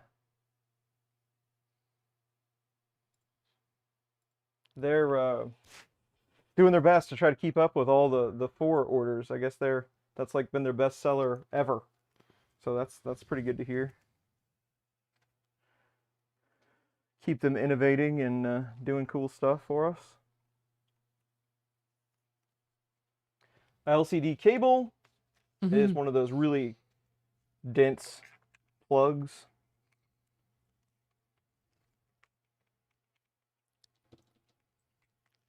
Andrew says the way things are shaping up, I may have to bring the gallon-sized tequila this year.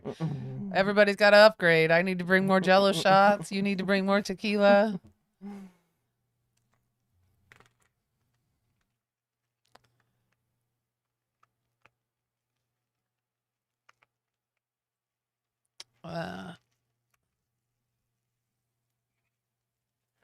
Either side of the cable, it should not matter. It should be identical. And then we have a ground lead with a spade connector on it. And it is doubled up with the frame lead. I'm guessing that's a frame lead, but it's probably what goes over to the... You've got one for the power supply side, one for the screen. So that one that you can't really see. It'll be self-explanatory.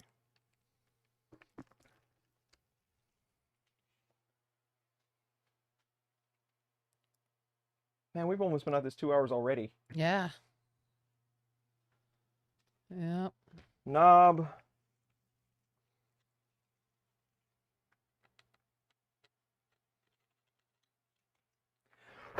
They're going to have another Highlander movie coming out too, and it's got the guy that played Superman in Justice League. He's going to be the Highlander? Henry Cavill. I never know how to say his name. Cavill. I don't remember.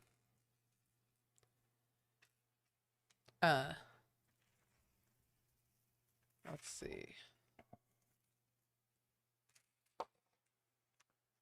Then it goes on the front of the printer with some M3x10s.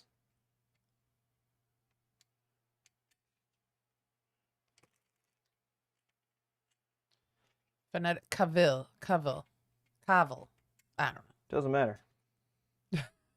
That guy. It's his name. It's Superman from the Justice League.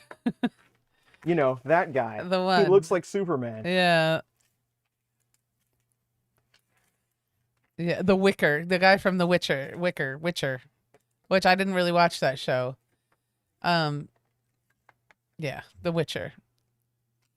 Oh, Tom, have a nice day. See you, Tom. Yeah. Clark Kent. Yes.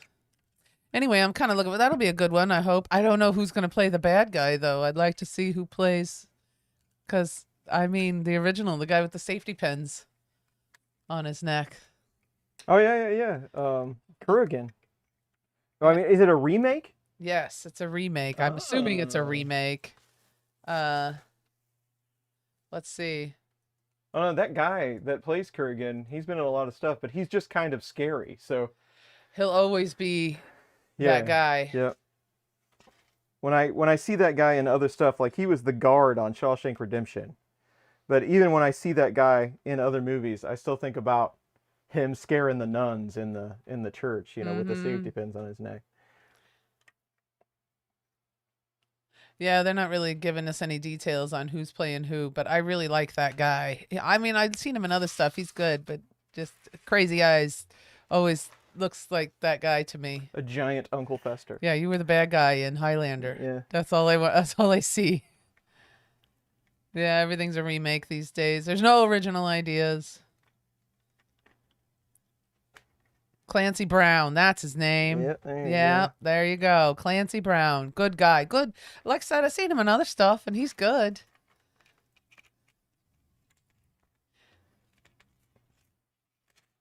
Did you watch V3D Darwin Evo Part 1 build for Joseph Prusa? I have not watched it yet.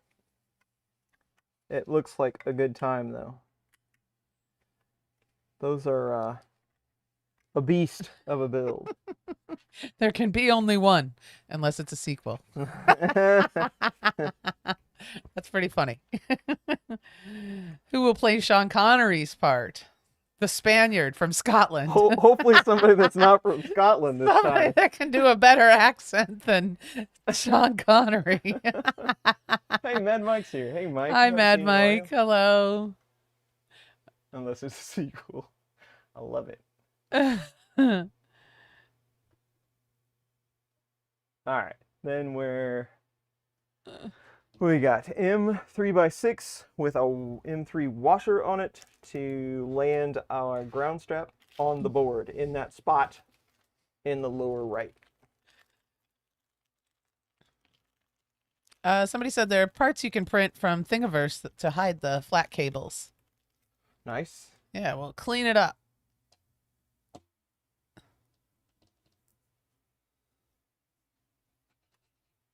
Printing on my FlashForge M5 a chessboard and Salvo 6 a cat cell phone holder. Nice.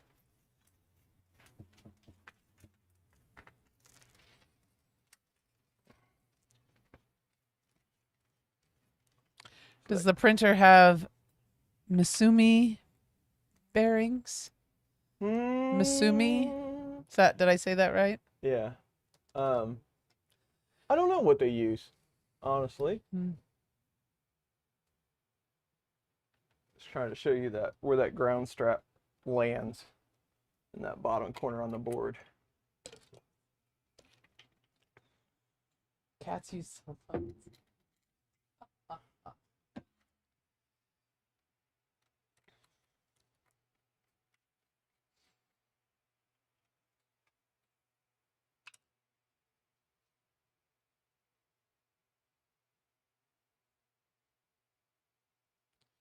I got a tip for the young players. Drink tequila at the start of the night, not at the end. That's good advice. Do a tequila shot, then beer. Do that 3 times and then sustain the effect with beer. There you go. It's a marathon, baby, not a race. That's easy. That's from a pro right there. Amen. That's good advice. I like it. I agree, though. Not get shots out early in the day. You don't want to play around with that. You're just asking for it. Of course, anymore, even if I have just a little bit to drink, I have a hangover. I can't. And I get that real nasty, dehydrated, where your head is just, the whole left side of my head hurts. And that's from dehydration, I think. But, oh, it's awful. So I have to take it easy. I just get a slight buzz and then kind of maintain. I'm not in it to win it anymore. I'm just sort of, I drink just enough to be interesting. You're plenty interesting on your own, dear. Thanks. So on this one, to land that ground strap on the other side, so there's 3 spots for this cable, LCD, then on the board, and then the other one, we're going to back out this left PSU screw. Already has a washer on it. And we'll put the other end of it under that screw. I've been binge watching your Clipper videos today. It's been super helpful for the ANET A8 to Core XY. Wow. Conversion project I've planned. Your videos have always been helpful for fun projects. Sweet. Well, thank you. Hobbies with newbie. Thank you. On that cable, there's a screw hole for the cover right underneath it, so make sure you swing it just a little bit in when you land it there. Hangovers take a week to get over now that I'm older. Me too. 1 or 2 days. I'm pooped after a night of drinking for a couple of days. I'm wiped. You must pregame with water. I agree, and that's probably where I'm lacking, is that I'm not drinking enough water during the day. But I didn't need it when I was younger. I could just, no problem. People are saying the 3.5 build isn't worth it. What are your thoughts so far? Well, it depends which one too. I mean, it's $250. I mean, that's a fair amount of money, but if you're if you're happy with your Mark III and you just like to add a few features, it is going to make it print faster, and you're going to get into the new firmware families where you have input shaper, and they're going to continue to develop that. So that gets you into the new ecosystem without having to buy a new machine. And it's only going to get better, right? I mean, they've got input shaper and linear advance tuned in such a way right now. Plus, it also gives you Wi-Fi connectivity if Prusa Connect is something you'd like to do. So it depends. You wouldn't have to buy a new machine, but you get to use all the new features on your old school machine for $250. If you just want to print a little bit faster and, you know, make it just a little bit more convenient to use, I'd say $250 is probably a good deal on a machine that, you know, is quite a few years old now.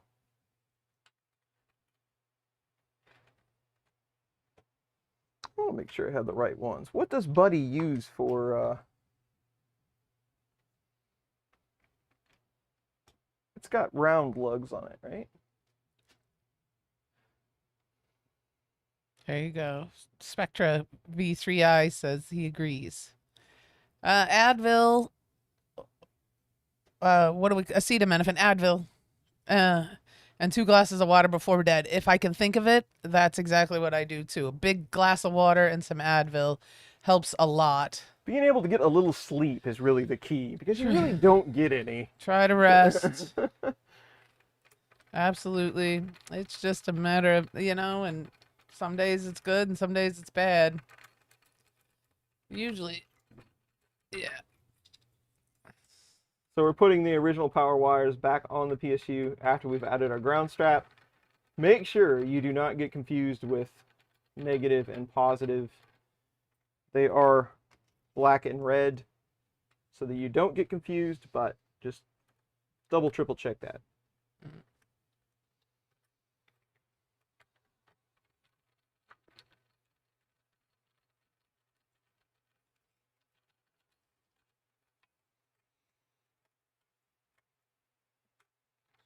I'm honestly, and people are, you know, people are going to say all kinds of things, of course. They're saying the upgrade isn't worth it. I'm just kind of impressed they even offer the upgrades. Why wouldn't they just say, nah, buy the new one? I mean, that would be more lucrative.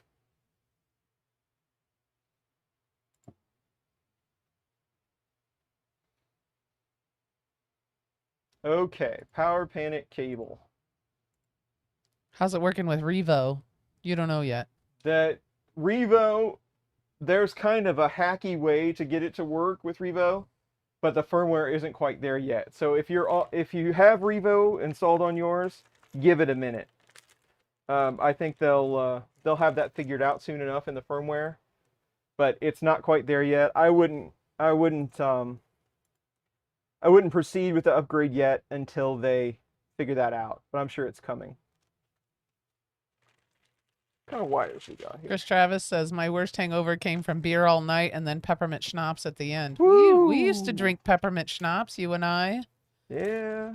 Yeah, not anymore. He woke up the next morning wanting to die. That sounds about right. I think that's why we quit drinking peppermint schnapps. I wasn't as smart as back then as I am now. Neither am I. Can't do it. Plus, it was also like 15 years ago. All right, power panic cable.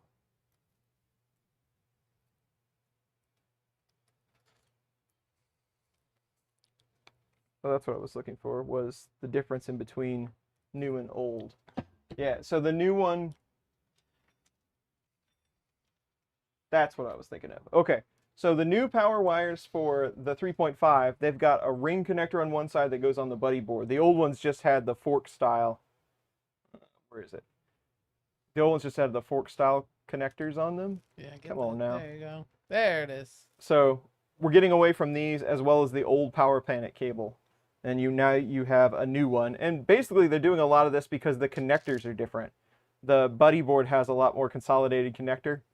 So this is the new style panic cable. So that's what we're putting on. Somebody says, I don't do tequila well at all. Worst hangover ever.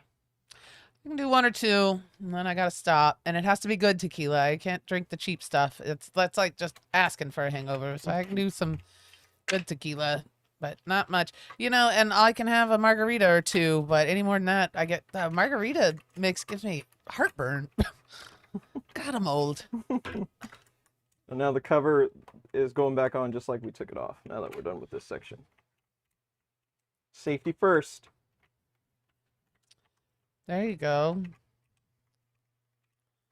Cuervo Family Reserve in Yeho is fantastic, somebody says. Well, he's talking to John, but I'm getting in on that. We like Patron. That's a nice, we like Patron when we're having margaritas here at home. I'm not old. Thanks, Mike.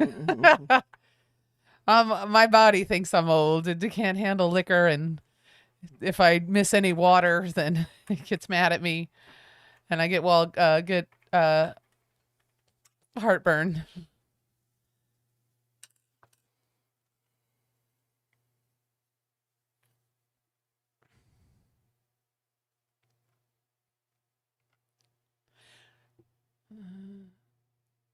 All right, now we just need some wire management here.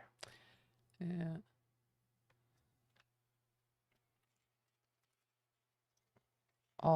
Yeah.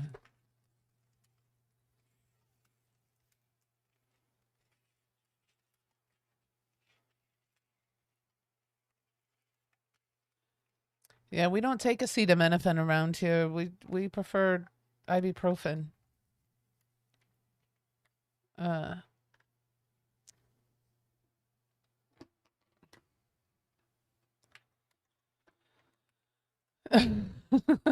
Gold tequila will work circles around you, clear, and I get emotional. That's what happens when I drink too much red wine. Fireball. Ugh. Oh, I good. can't drink that stuff. Man. Southern Comfort is my kiss of death. Never again. Never again.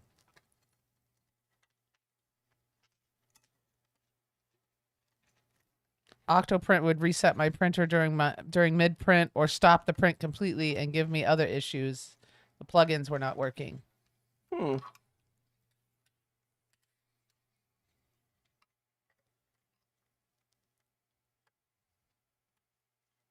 Aleve is good sometimes. It's for long-term pain. Aleve.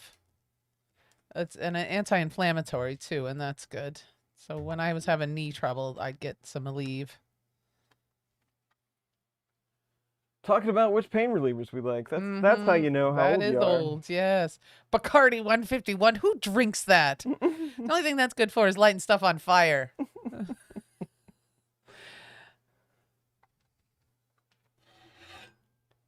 All right, zip ties.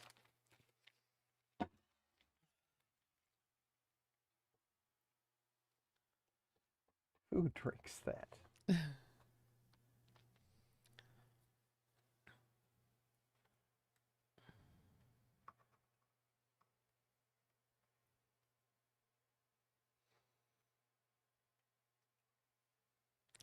Exclamative fire.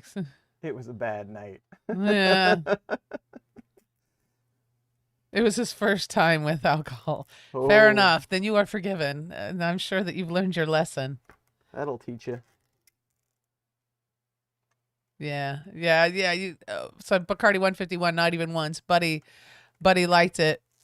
A friend of his liked it, but I think it was an act of bravado. Yeah, you just wanted to look like a tough guy drinking 151. That's not good.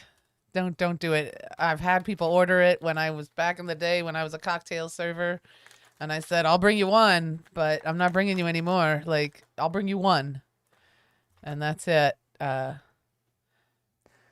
you don't need to drink that. Depends on who's cleaning up the vomit. That's a garnish, sir. That is not. 151 is a garnish. That's just something. Yeah. Let's see. It was a bad night. The last few months, scotch. Scotch. I'm not a lot of scotch. Sometimes. Southern Comfort was bad to me in high school. Anytime I got grounded and car prices and got car taken away. Car keys. Let's see here. What we're talking about.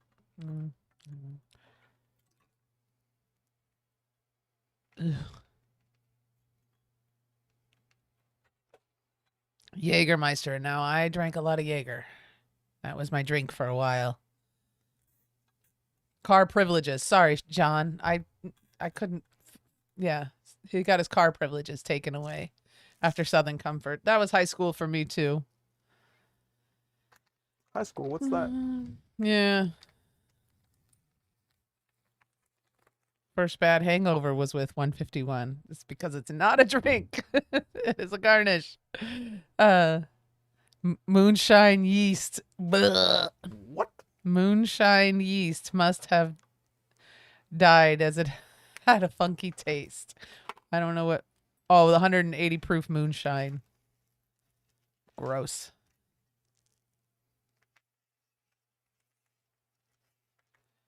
All right. I was using a Dell Wise 3040 thin client with Octoprint. Now I have the Raspberry Pi 2W installed. Maybe it will work better. The 3040 has more power, though.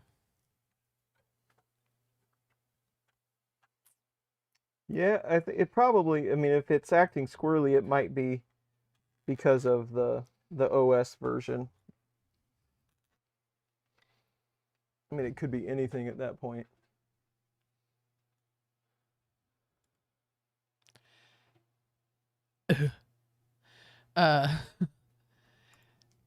Sergio says 151 isn't quite what it used to be. I would hope so. I would hope that. I mean, too many people like dying. I mean, like alcohol poisoning. My family made 1,200 gallons of Chianti every year. How did it turn out? I'd be interested in trying that.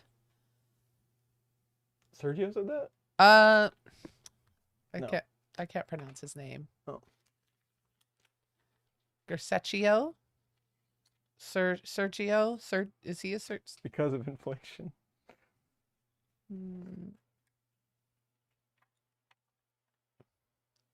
I thought it was funny. Don't drink hard liquor from a bottle in a paper bag. Good to know. Just a little bit.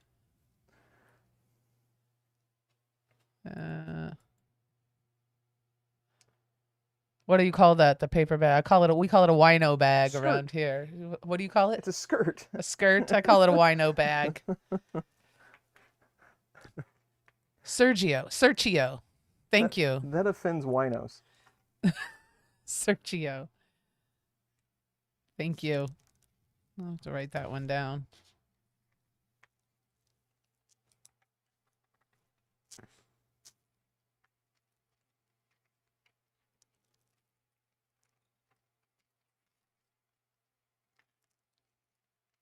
Thank you. Jim Beam and vodka. Can't touch it now. Yeah, no, bad. My name means circle in Italian. Lovely. Cool.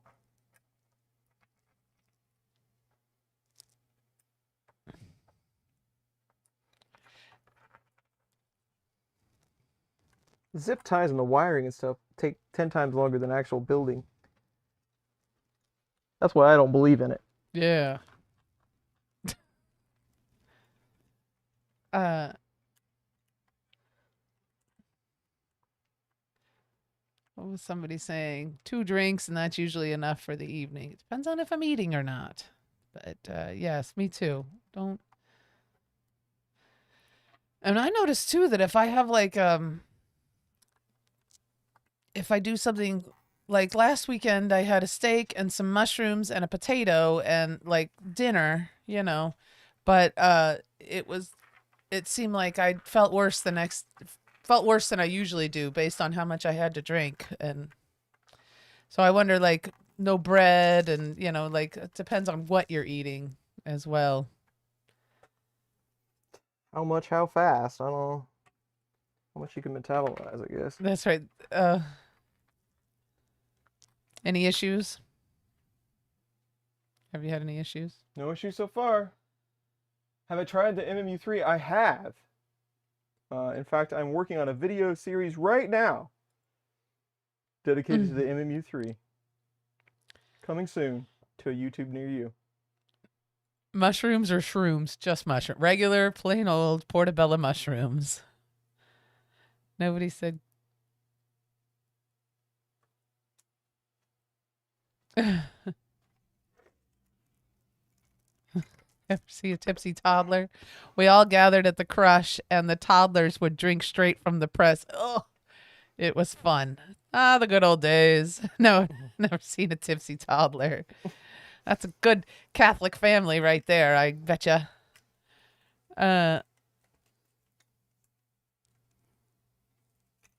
She is Catholic, by the way. Just not saying anything bad about Catholics.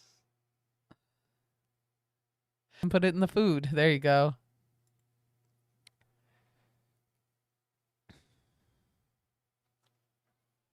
You betcha. Yeah.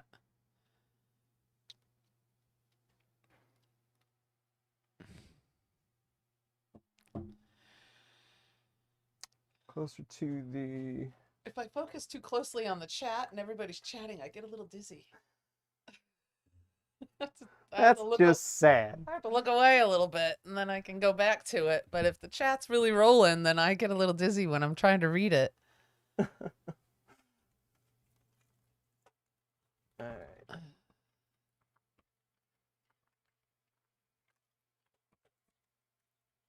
MK3.5 upgrade, MMU3 kit, or some filament with CF to go with my enclosure. What should I get? Oh, I don't know. Tough choices. Mm-hmm. Get it all. Sort it out later. At least you'll have it. Are you looking at that PC CF blend filament, that Prusa stuff?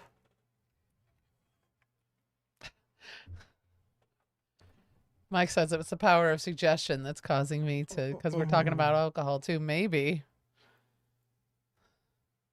Option D, all of the above, somebody says. Get all of them.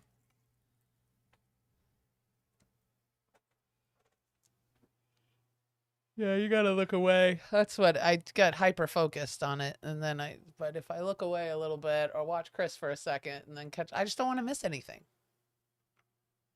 It's because it's super exciting. Oh, Canadian Maker Project, you leaving? See you later, Ron.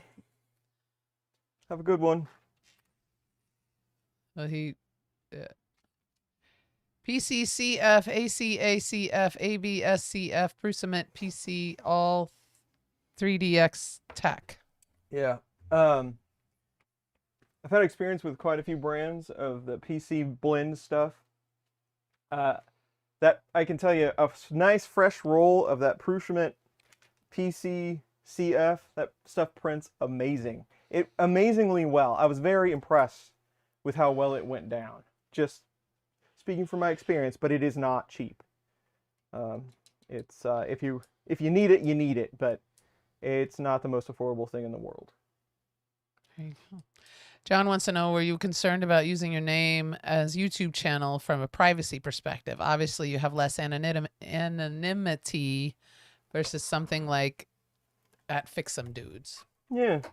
I never really thought about it, honestly. Nah. I never thought that we'd be doing this 6 years later. I thought it was just going to be kind of a, hey, this is neat, let's do this. Right. So, yeah, I was never really concerned, but, you know, nobody wants to steal my identity. Bamboo Lab X1C or Prusa MK4 or Cocker Spaniel Puppy. Cocker Spaniel. Which 3D printer should I get? All the way. Cocker Spaniel. A puppy, a puppy.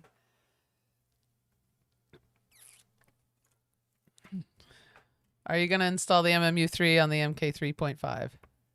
We might. I'm going to say probably yes, because I think I'm going to get a lot of questions about it. Honestly, what I do is dictated by the questions that get asked. So if there's a lot of questions about it, sure.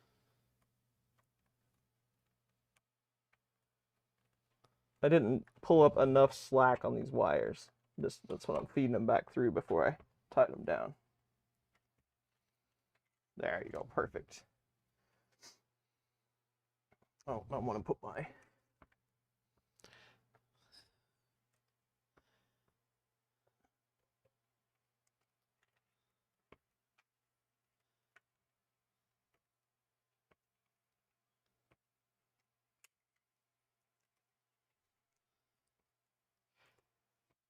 Cool. Now, What's the stream about? I'm paying too much attention to the chat. We're doing an upgrade. It's a Prusa upgrade from upgrade day. MK3S Plus to MK3.5. Faster, faster, faster. Faster. Print faster.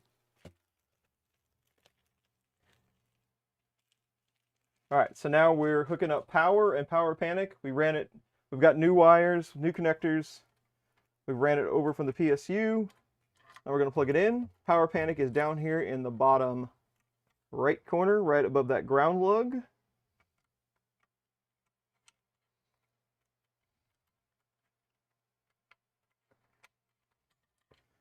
Double, triple check that you have positive and negative correct on both sides before you tie down your power wires.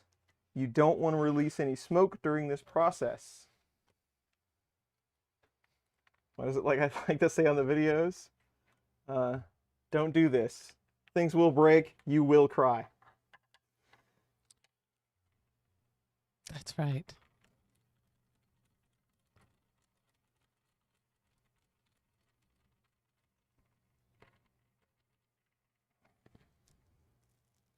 Does the 3.5 upgrade come with go faster stripes? I wish. But it's magic smoke. It's magic smoke.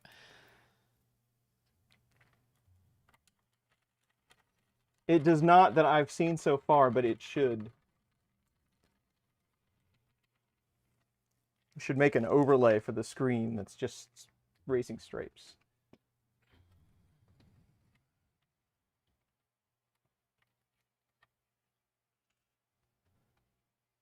Is that a clock on the toolbox in the background? Does it work?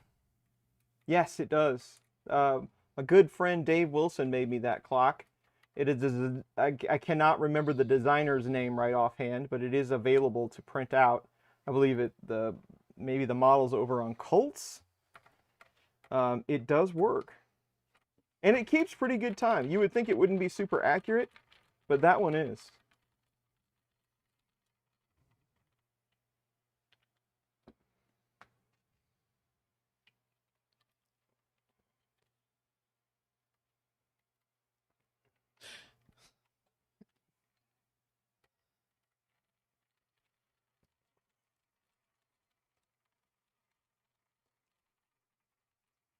Power has been connected.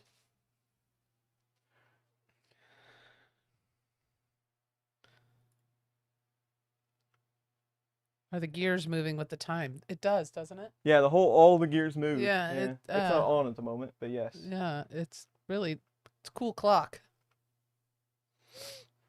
Note, we have the black PSU. Silver PSU is going to be different. Silver PSU had an external little module inside the housing. There was a housing on the bottom of the silver PSU that had the AC plug.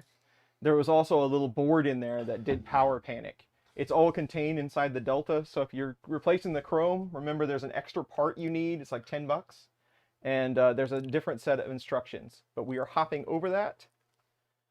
Because we have the black PSU. The Delta PSU is what they call it.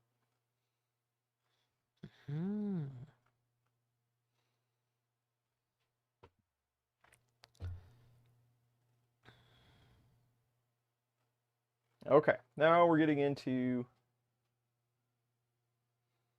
wiring.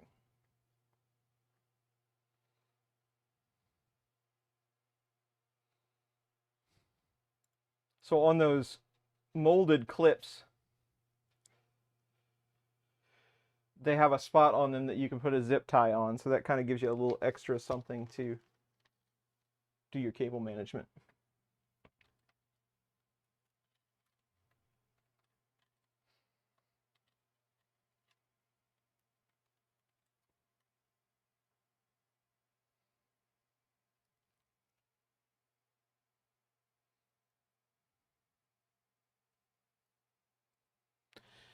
Be good if you could do a tourbillon 3D printed watch / clock, but friction would probably be too high.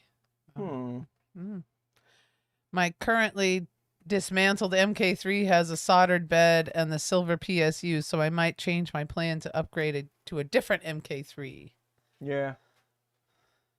Yeah, there's a few extra parts if you have that version. Yeah.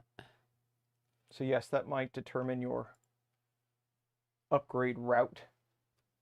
Gotta go pick up the wife from work. Sergio, have a nice day. See you, Sergio.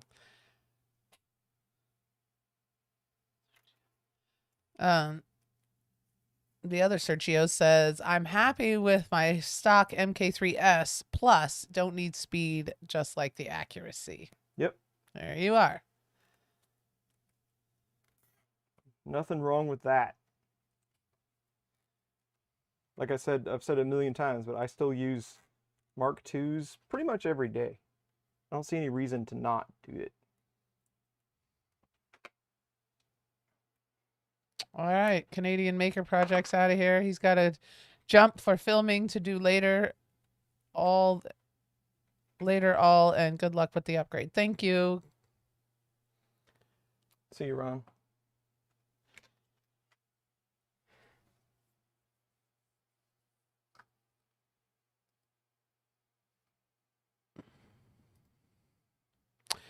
So you sound like once you get the printer, you just generally use it until it breaks. I have considered the 3.5, but it's a bit pricey and don't like touching if it's not broke.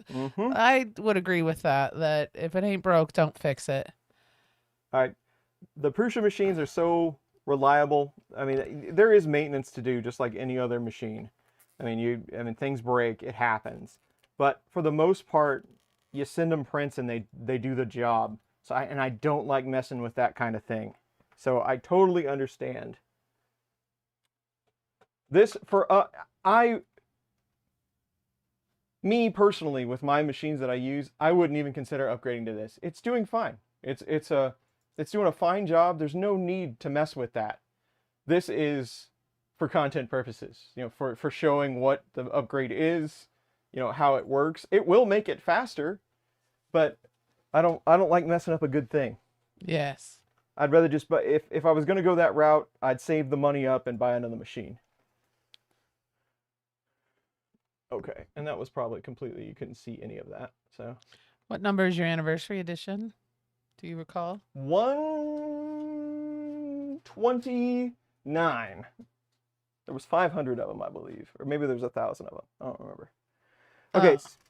Go ahead. So you get this crazy adapter with the upgrade because you're going over to these plugs that have been severely consolidated. So just know this is what we're getting ready to do. We're going to plug all the existing cables with those Molex J's or whatever they call them. Maybe the KKs. I don't remember. But anyway, we're going to plug all those in here, and then this goes onto the board.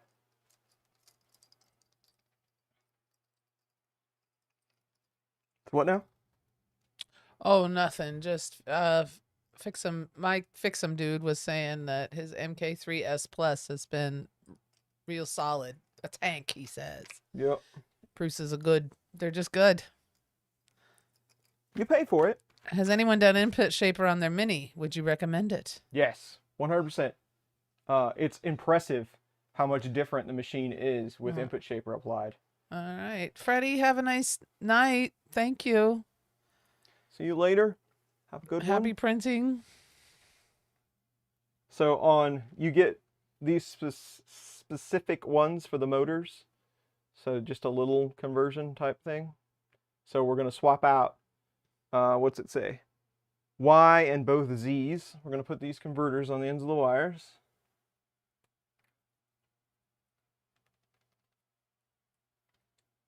There's Z.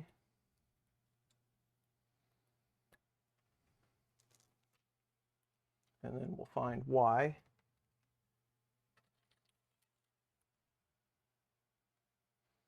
Y. Andrew Rogers says that putting input shaper on the Mini is like getting a new printer.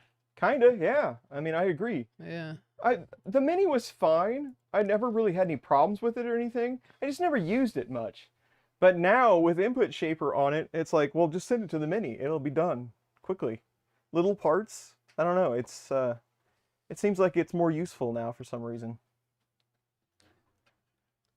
Okay, so we'll go ahead and plug those in.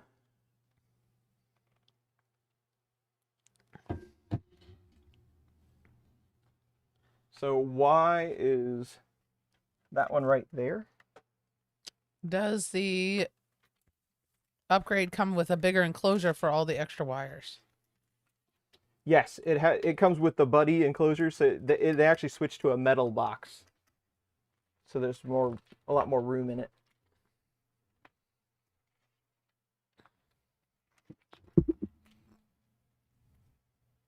Here's Y. Goes there. The tab should be on the inside, so you would have a possibility of actually pressing it if you ever wanted to release it. And then Z go and these two here. It is pretty well labeled. There is actually a Z left, Z right. I don't know that that actually matters, but we'll follow directions. So here's the Z left. First, you have to know your left from your right, which isn't always easy depending on what day it is. And then Z right. Oh, John got the 5 tool. You were debating it the last time we spoke. Nice. That's right. He ended up with the 5 tool. It was a lot of money. 5,600 Australian dollars. Plus $340 for a deposit. That's a lot of money. Yeah. Yeah. But I hope you're happy with it. It'll be fun. Yeah.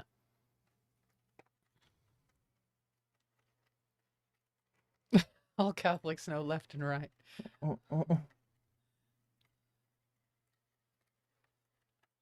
That's right. Left to right. There's no way I'm going to be able to show you, because I'm going to have to route these wires like up top here, but I can't see it while you see it. So I'm going to have to take a look at it.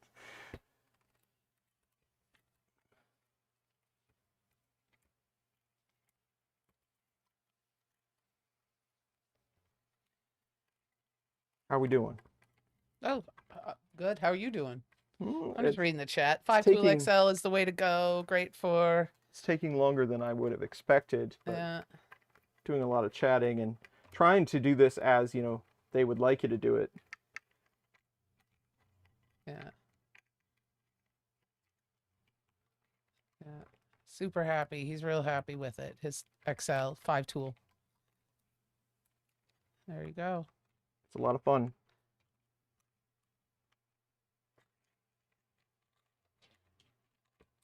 All right.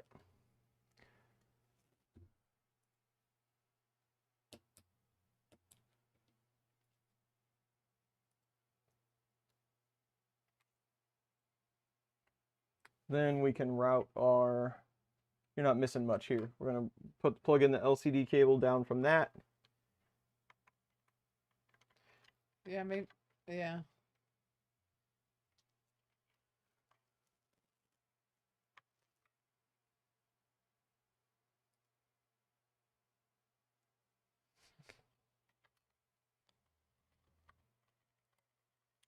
It is kind of important on this LCD cable. The red stripe or the number 1 pin goes to the top. I'll show you here in just a second.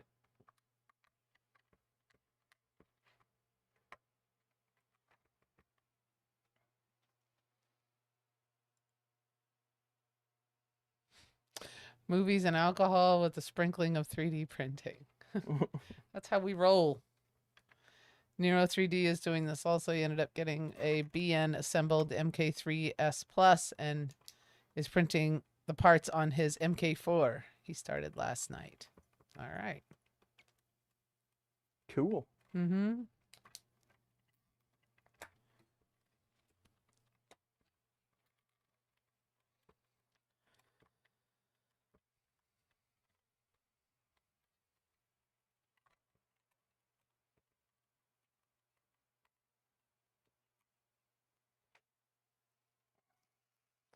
If you're just getting into Prusa, should you start with the MK3 and upgrade to the 3.5 or just go with the MK4? Just go with the 4. I would agree with that. You're going to be way ahead of the curve if you have a 4. I don't think I can do this upgrade myself. I bought mine assembled. Yeah. Yeah, and people are agreeing with you, by the way. MK4, MK4. Yeah.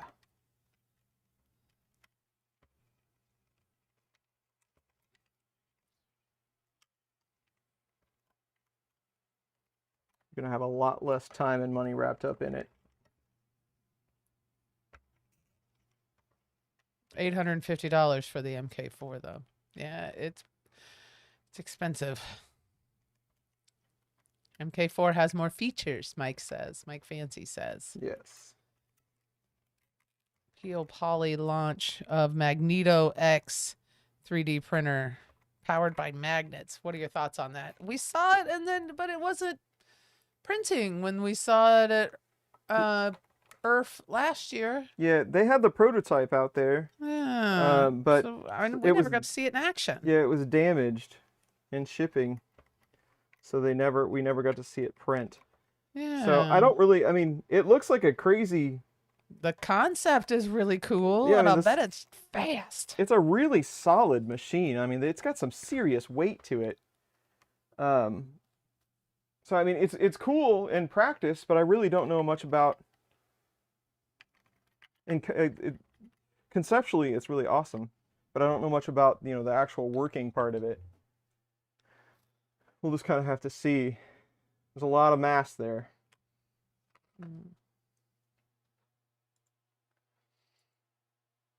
All right, so I was going to show you. Just make sure you have that LCD cable correct, because I think it's only going to go one way. But red line is going to go up here at the top, pin 1. And it's Harborough time. You get how many? 8. Videos I have seen of the Magneto X seems really loud maybe, which is the opposite of what I expected. Yeah.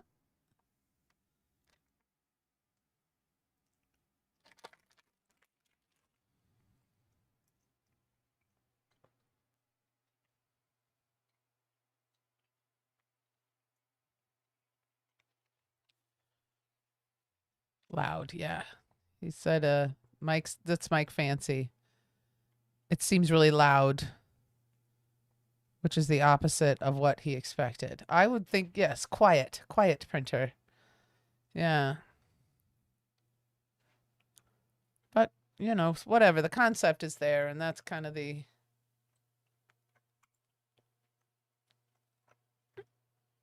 All right. Yeah, it's the first iteration of Mini, I have a feeling.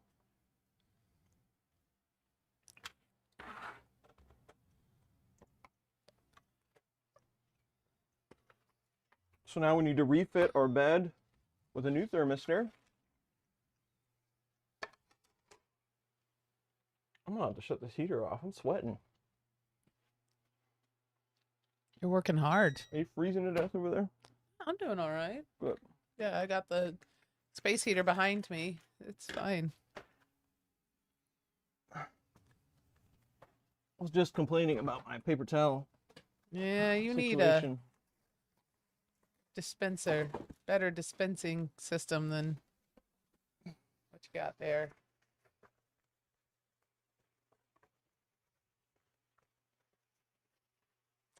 They have a Harborough factory a few miles down the road. That would be a great tour to go on. I would be so excited Yes. to go to the Harborough factory. Okay, so you get a new thermistor and some tape. It is very important on these beds that you put the thermistor right inside that little spot right there. It has to be right there, or it won't be accurate.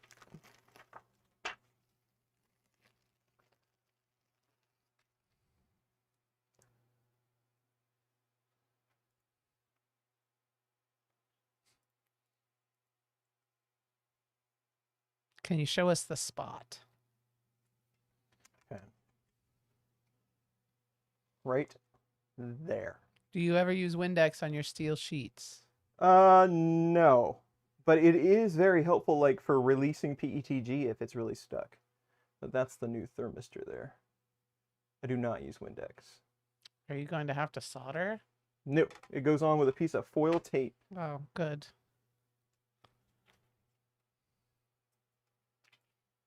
And then you put Captain tape over the top of that to protect it from, shorting out on anything or anything like that. But it is kind of challenging to keep it from sliding around while you're messing with it. Can you still tweak the first layer height on an MK4? Yes, you can. It is, it's kind of buried in the settings, but there is a magic dance that you can do to pull up that layer height if you'd like to adjust it.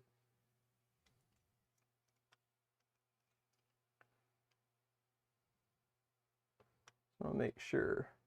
Glue stick the wire. Somebody suggested. Sergio said glue stick the wire. That's a pretty good idea. There's traces on this too, so you gotta kind of be careful. I know this seems like a lot for a thermistor, but you see those traces on those have to go down, right? Because there's a back, so that goes up. So make sure you get it right. Because if your bed's like, hey, this thing's super hot and it only says 50C, that's probably why. And don't mind that magnet. You can put tape on that. It'll be okay with it. I asked it. It's fine. Any reason why the thermistor has to be changed? Surely a thermistor is a thermistor. Could you not cut the plug off and put the new plug in, the only thermistor? I don't know what temp table they're using for this new one. I'm guessing it's probably different. They have the old one is the old bead style, glass bead style. So I don't know if this is like 100K or whatever readings they might have. It's definitely different design. So hopefully it's more accurate. Do you have to spread it apart? Somebody said something about spreading it apart. So the actual thermistor part with the legs is contained inside, I don't know if it's Captain or whatever, but so you can't actually spread those like on the old thermistor. It's all one section. Great questions, though. And so, if you have that in the right spot, get your foil tape down, and you can put your Captain section over the top of it to protect it. There is a couple of screw holes. It's just the right size to clear those 2 screw holes. So don't cover those up because we've got to use those. And also with this stuff, it's really curly. That's a technical term. And do it a little bit, pro tip, a little bit at a time, if you can. It's also has a lot of static on it. Staticky, as we like to say. There you go. That's how you do it. I've learned a few things over the years. Mostly from people in chat, though.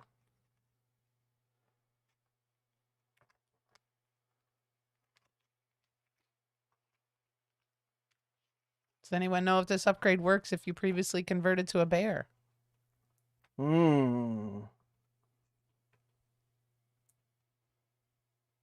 wouldn't see why not. I'm not going to 100% back that decision. The only thing I could see is maybe you'd have problems passing the calibration because it's not exactly the same, but you could probably get around it. So I don't see why you couldn't.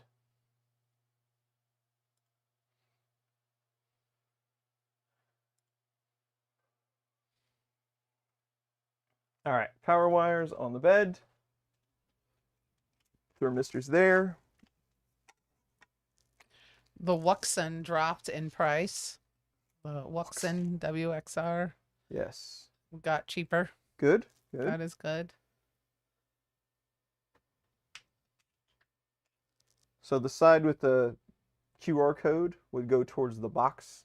The other side will go towards the bed. Again, clean your terminals, make sure everything's good, but make sure ground and positive are on the right lugs. At the very least, your LED would not work if you had those flip-flopped. And then M3/10 and a washer. That's what we need. And then there'll be a nylock nut on the back side.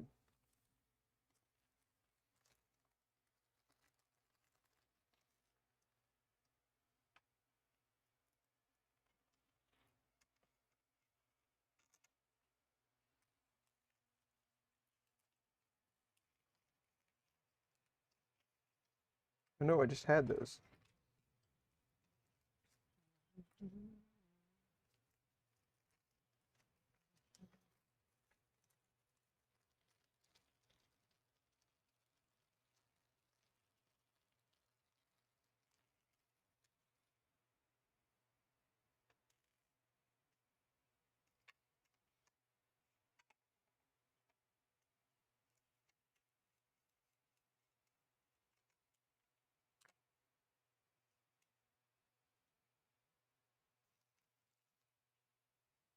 Mm-hmm.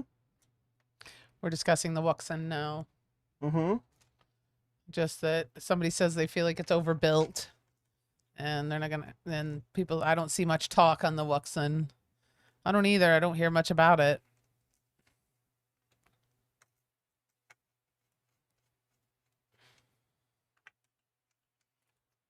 The Wuxen is impressive. What they've been able to do. I mean, they have added.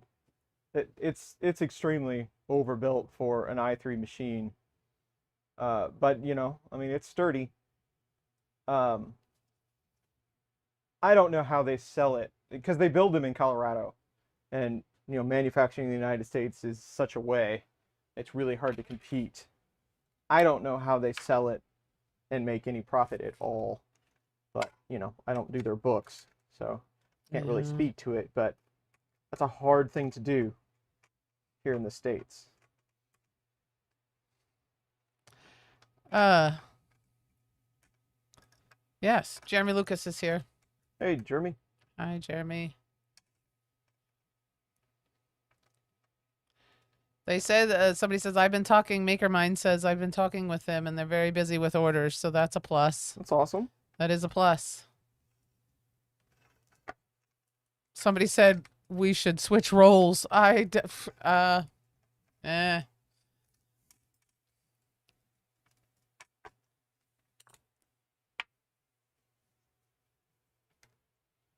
sure those are super tight.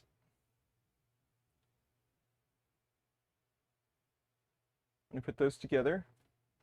And then we have a new cover that will take some hex nuts. You want regular or nylock? They're regular ones.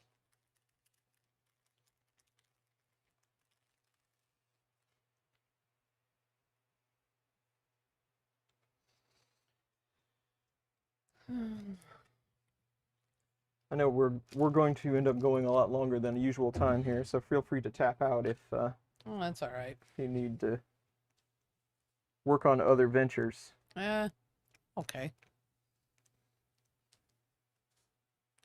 Oh, Tom Lama's back. But I would like to get it at least up and running. Might take a minute though. Mm-hmm.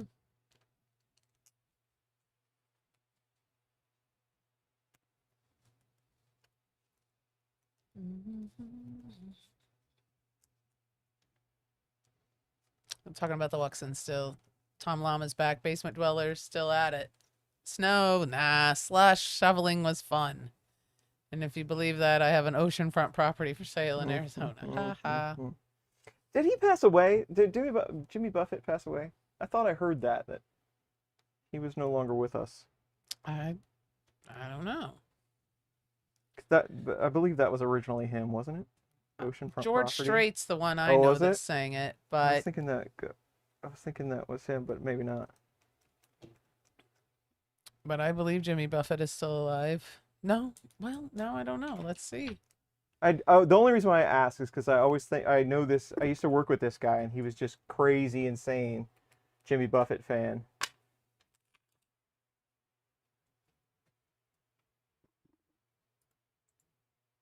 He died September 1st, 2023, almost a year ago. All right. Well, so long, Jimmy. Yeah. That's a bummer. All right. So we have a piece of nylon as strain relief for our bed.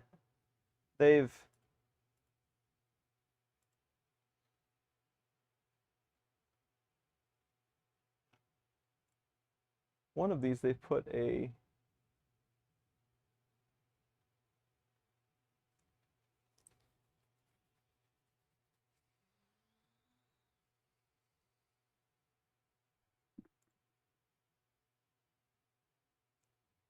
There you go. Glenn Hogue had a cheeseburger and a beer.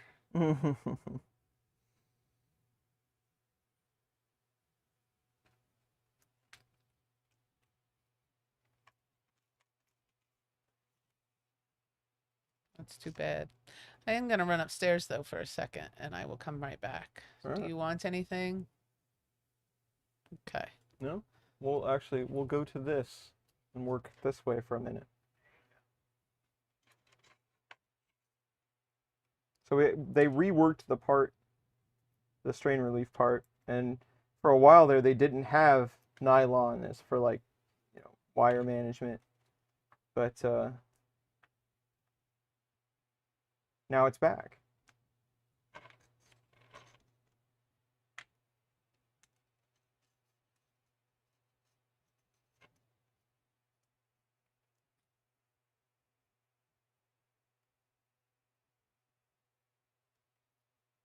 These don't run through.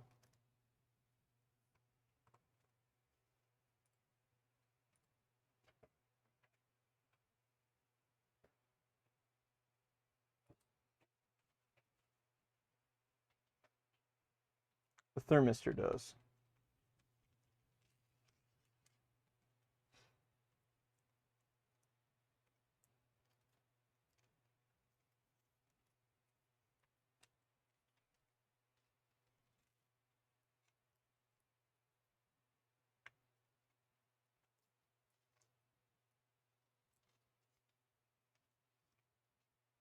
So there's that, and then we have nylon. It'll run like right here.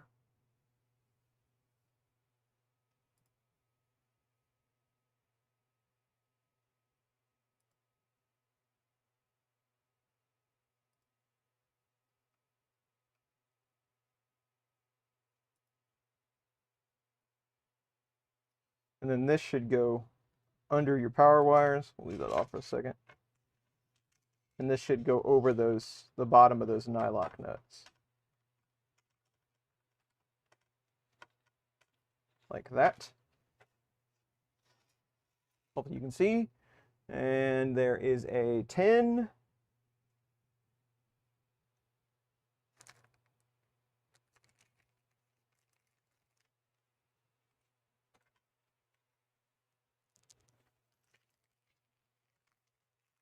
There are 2 bags of 10s, 10 each. I was like, oh, I've been using the wrong screw.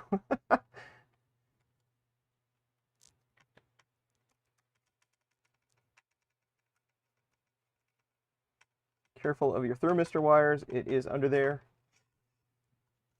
I'm going to try to get this as straight as I can. There's that.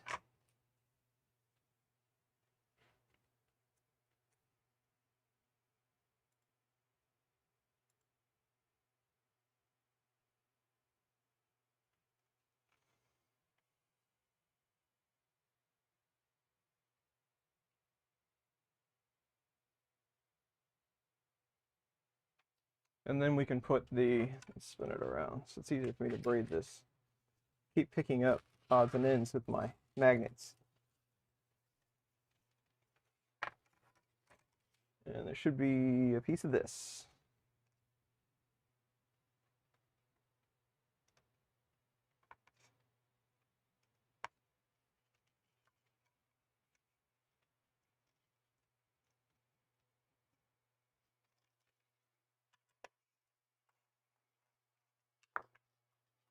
Kind of have to get this in there and then sandwich it.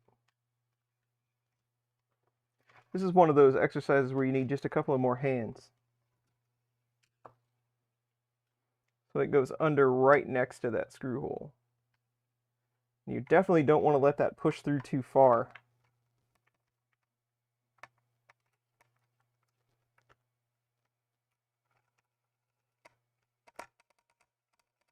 but this should sandwich it and keep it in place. So it's about 2 millimeters or so on the other side of that printed part. Now you're good. And you can put this on.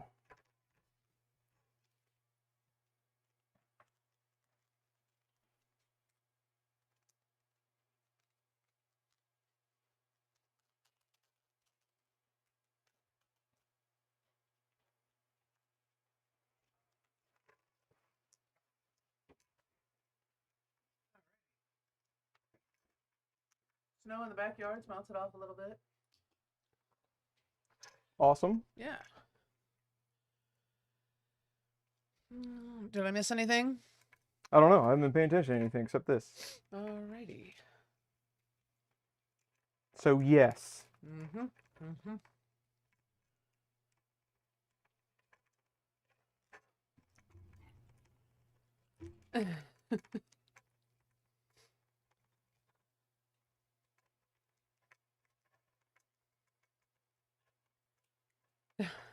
That's funny.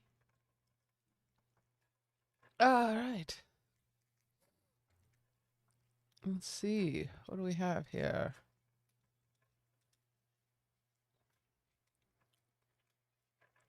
Talking about bamboo clones.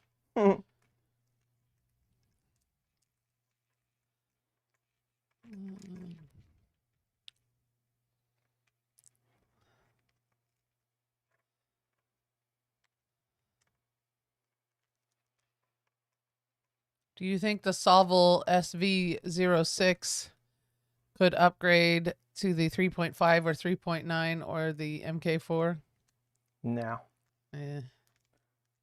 I mean, you could probably do it with, enough parts and swapping stuff around, but SV06 costs around $250 or something like that. And it's a fair machine at that price. If I were you, I'd just leave it alone and do something else. Yeah.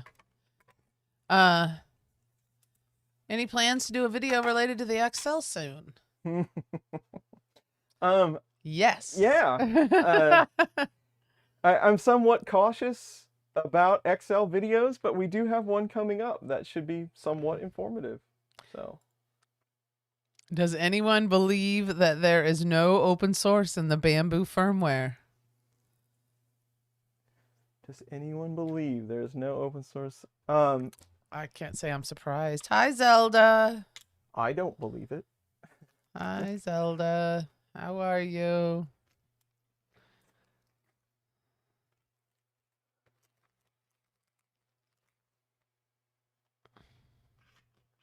We get a new cover. Nope, that's it. That is this is heat bed. That's on the other side. And M3x10s.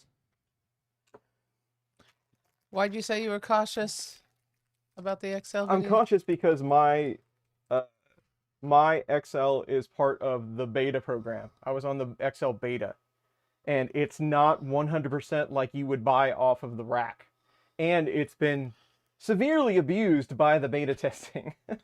We did all kinds of crazy stuff to it, so I'm a little hesitant. And I'm released from the program, right? The NDA and all that stuff has been cleared, and I can show you that stuff.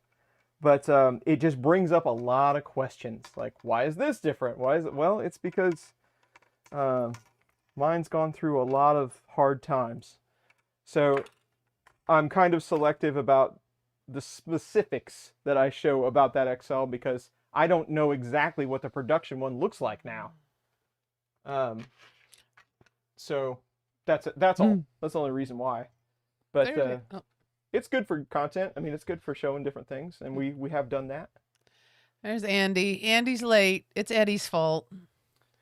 Oh, Eddie's never done anything wrong in his Eddie whole life. Is an angel. It's never his fault. Welcome, Andy. Good to see you. Good to see you, Andy. I was wondering where you were. I was gonna send you a message after, or make Chris send you a message after the stream to find out where you were. Is it a single tool head? No. Nope. Multi-tool head. It started single, and then it found a mate, And now it's a happy family of 5. Yeah. Yeah, we went through all the different iterations. So I'm at the 5 iteration now. I'm only one talking. Did you mute your thing, or are you still there? No, I'm on. You're good. Yeah, you're good. I see Yeah. it. Yeah, I just no, I read something out loud. Oh, is that Zelda? I think Is it's it- Zelda she's the still. only I one don't know. talking? Hello, Zelda. Hello, family. Yes, if the it's whole not. family. Yeah. Okay, so this is something that is different that is worth mentioning on the bed. So we're going to go back to the printer here in the carriage. But they have these expansion joints instead of just the regular old standoffs, so that it could, thermally expand a little bit if it had to. So that's what the bed sets on now in this upgrade. So that's kind of interesting that they've gone that route. We'll see if it helps. Did they ask you to return the XL printer and send you a production model? I've seen some YouTubers that had this offered to them. They wanted the beta units to inspect and check for issues. Yeah, we discussed things like that. I don't know how many specifics they go in for their testing and all of that. But I did have an original machine that did go back for their inspection, and then there were other phases of the beta that we did on the current machine that I have. All right, so we got M3x6 button head screws. We're just going to finger tight around the outside that those nuts will set on. Eddie fell asleep on his lap. And next thing you know, it's now. Eddie fell asleep on his lap, and you can't move when the dog's laying on you. You have to be very still. And then, and he nodded off. That used to be my everyday. Andy, it happens. Yeah, the dog. Hanky and I used to take naps all the time. Dog gets in bed, takes up most of bed, and then we don't move the whole night.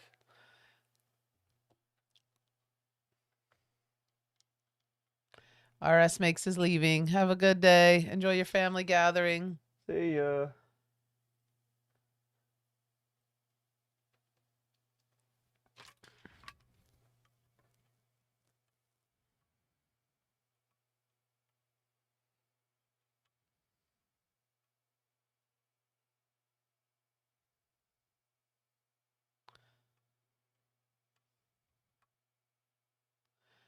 Zelda, try that again, honey. I can't understand you.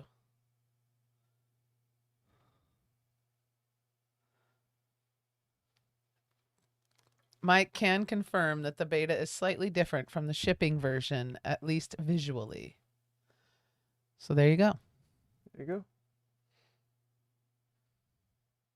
I know mine is quite a bit different than my friend Dave's. I have had experience with Dave's XL, and it does have different parts on it and things that we did not get as part of the team.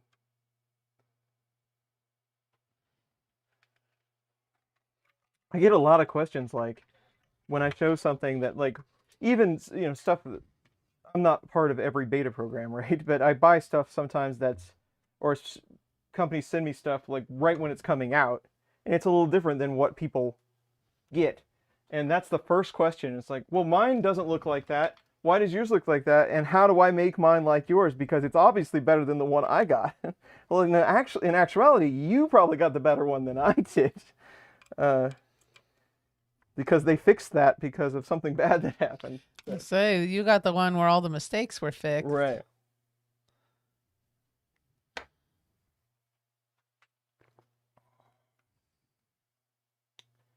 All right, expansion joints. So like on the new bed, it looks like the X or the Y carriage has some indents on it, like down around that screw. Mine is the older school one that does not have that.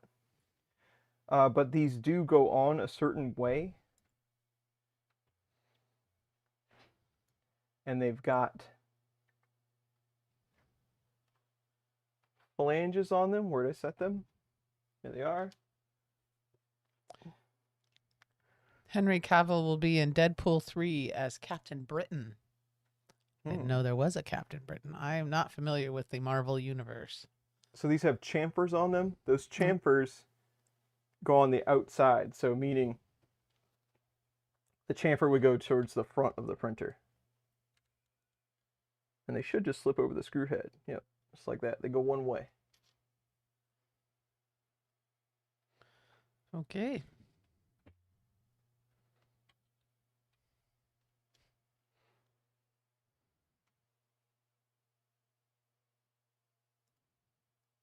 Duff says, but the grass is greener on the other side. I think in regards to your Yeah. beta and then MK5, or not MK5, XL. Yeah.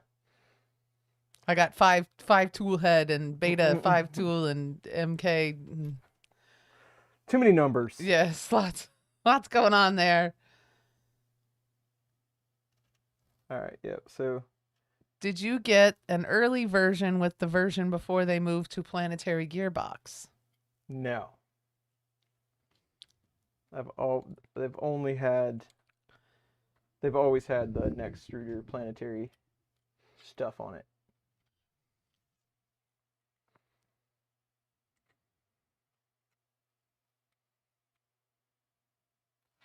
So those chamfers kind of line up. I don't know if I can actually get tight enough to. I just pushed a button.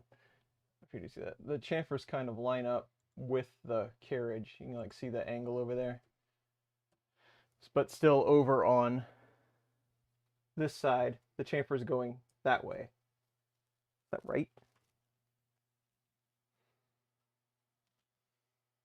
No, these spin like this, so the chamfer goes out like that.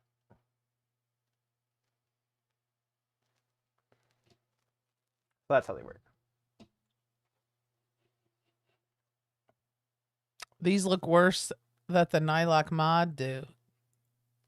Well, maybe I'm reading that wrong. These look worse that the Nylock mod to do. Sorry, buddy. Sorry, Dan. Then we have a new standoff. It looks to be a little taller. It goes in the center. And then we have M3/14s, which have to be countersunk, I'm guessing. There's one M314. This is the center.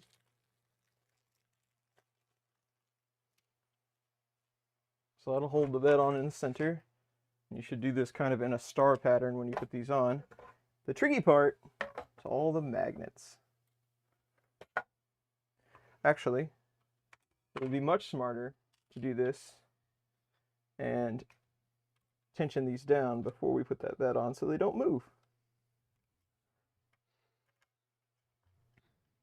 No, it's all good.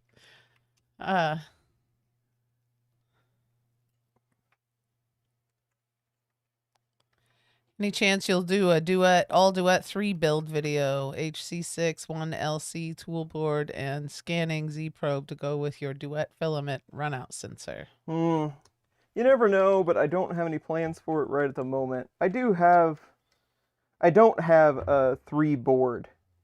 I've got a duet mini board, but I don't have an actual 3.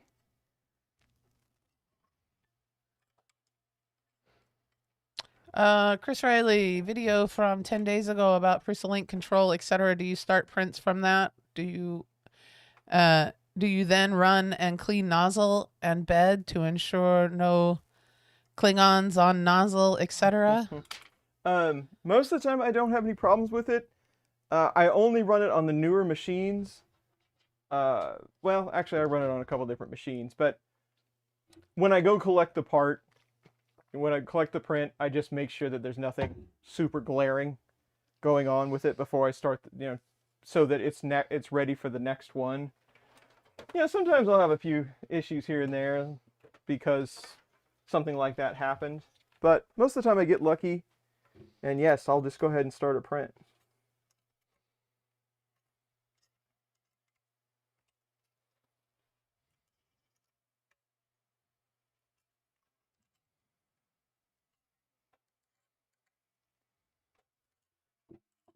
There you go.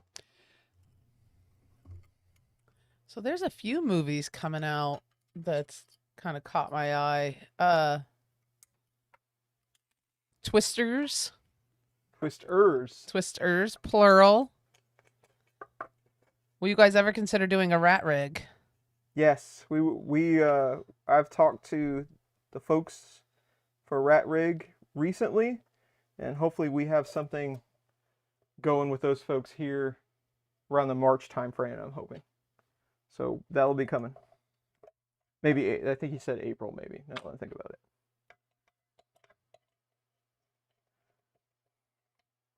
We'll leave that loose for a minute.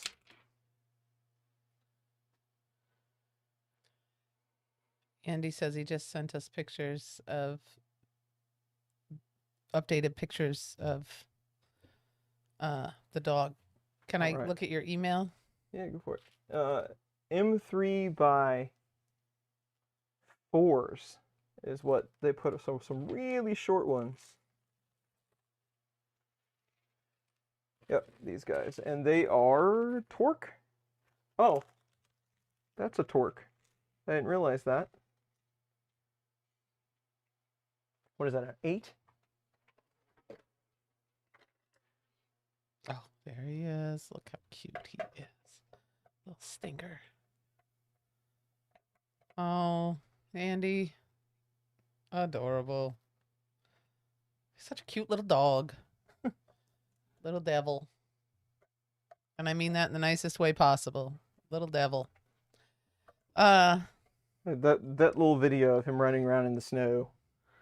Too cute. You can tell he was like, I don't know what this is, but I like it. My feet are cold. Or maybe I don't like it. Or maybe I do like it. It was really funny. Can you explain the thermal model in the Prusa firmware? I cannot. Nope. I wish I could. The thermal model that they implemented not too long ago in their version, they really did a lot of work on that. I know some folks on the firmware side over there. I have never had an explanation of what they actually did to make that different. But yes, I would just be guessing if I tried to explain it. Chris Riley, that night or the next day, Prusa put out a stream and we're talking about cameras, etc. I think you said you may do a video on it. Yes, as soon as they come up with a more direct solution for cameras and stuff, because that's really the only thing we're missing. You will be the first to know, because I've voiced my opinion over there. I said we really need this, so let's hope we see it soon. Somebody says don't do a rat rig. He has a 400 and almost need a dolly to move it. Very heavy. Yeah, they're pretty stout. It's some sort of newer version, so I'm not sure exactly what version it is, but we'll see. Should have casters instead of feet, somebody said.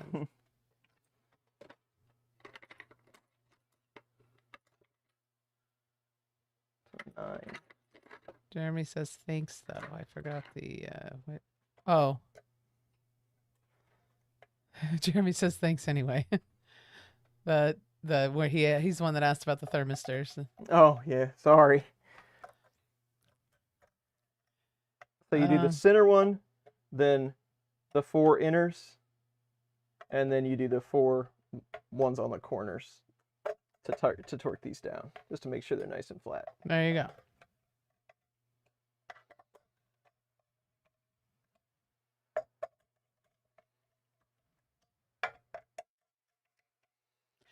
I'm just curious about starting and stopping, as be good to spin prints to MK3s without fiddling with SD card. It sounds a lot easier than it was in 2014.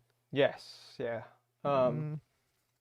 Yes, it's much easier. I don't have, for the most part, I don't have any problems with just checking it when I get my part and then going again. It works pretty well. Yeah.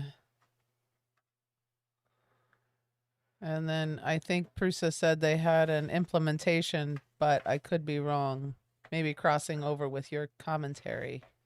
Yeah, I think they're working 2020, on, he said. I think they're working on stuff. Yeah.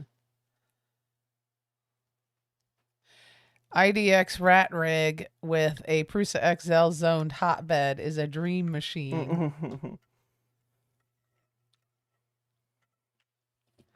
I have thought of using one of those Harbor Freight furniture dollies as the basis for a stand for my Railcore 3. Oh, there you go. That's a good idea. Glenn Hogue said that. 300 ZLT. Yeah, that'd be awesome. So this has a hole in it here to keep your nylon piece stationary. Kind of thread that in there. And then we can plug them in. We need those screws with the lock washer on them. Again, want to make sure we have positive and negative correct. Thanks for the content and answering questions. All right. Well, you're welcome. Thanks, Winslow. Thank you very much. Anytime. I wish I could do this more. What's your opinion on why Prusa now supplies a 0.4 nozzle with their XL printers instead of 0.6 nozzles? Yeah, Thanks. I have many thoughts on that. Oh, uh-oh. There is no doubt that, and I've tested it, there is no doubt that the 0.4 nozzle makes a nicer print. In fact, it's like if you're using a 0.6 a lot and you switch back to 4, you're like, man, these prints look really good. And I get why they did it, because I think a lot of people were saying, hey, this thing doesn't run as good as my Mark III does, and you know, the prints don't look as good. And I understand that, but the XL is a beast of a machine. And let me tell you, when you have even just the 0.6, just a little bump up to the 0.6, when you're running with a 0.6, you can really chew out the plastic. I mean, you can create these huge parts in a lot shorter amount of time with all that input shaper and everything. So personally, I would have liked to seen them stay with the 0.6 and we just tune towards that.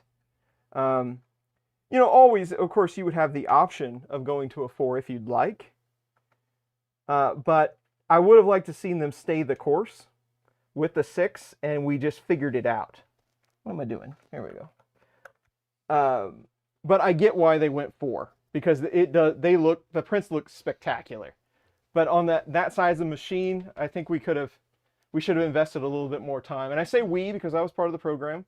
We should have invested a little bit more time in those profiles and the firmware tuning towards the larger nozzle so we could stay at that really rapid rate. But I get it. So that's my take. M3.6. 0.6 is twice as fast as 0.4. Yeah, you can really rock some plastic with a 0.6. It's crazy. My 5T XL is currently running a PLA print with PETC supports for that 3x scale CERTA calculator build. Cool. Interesting. Tom Lama says, I've been running 0.6 for years, prefer it on bigger machines, but I'm more practical printing than pretty printing. So there you go. Yeah. With the starting prints, I'll brush the nozzle as lowering. I'll even wipe bed with alcohol, even if I haven't touched the bed collecting a print. It seems to help. That's definitely just leaving it. Yeah, that's definitely the best way to increase your chances of consistency. Just have a maintenance routine and always follow it regardless. Mm-hmm. But, you know, that's not my style. But, you know, people that want things to work, that's what they do. I agree that further 0.6 tuning would be good, but I tend to print more smaller prints on the XL with 0.4 nozzles these days. Yeah. Oh, do I change Revo nozzles hot or cold? Cold. I believe all of that is cold. I don't know. You check with the manufacturer, because I don't do a lot of Revo stuff. But I thought that was one of the big selling points, was you did all that cold. So I'm not 100% sure. Chat will know, I'm sure. But MakerMind Nexus says cold. I thought that was Dan says Revo is cold. Cold, cold, cold. Everybody's go. cold. So I have the crowd has confirmed my speculation. Yeah. Wi-Fi module. It's just a regular old 8266, and it plugs in right here. We've done so many videos on this little thing, and it's still ticking. Probably like a dime to make one of these now. So that enables your Wi-Fi. And there's a little cover on it. In fact, it says, if you could see it, Wi-Fi.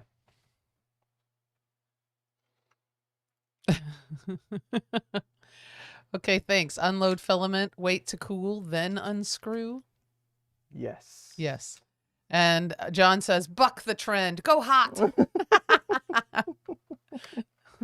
Don't even wait for it to cool off. Just Nah. turn it up to 260 and reach in there with your bare hands. Let her rip. And now we get 8 bears. They're giving you fun facts about Harborough. Somebody says Ethernet is so much better than Wi-Fi. Yeah, it can be. But Wi-Fi is just so darn convenient. Get the asbestos gloves and go for it. Go get my barbecue mitt.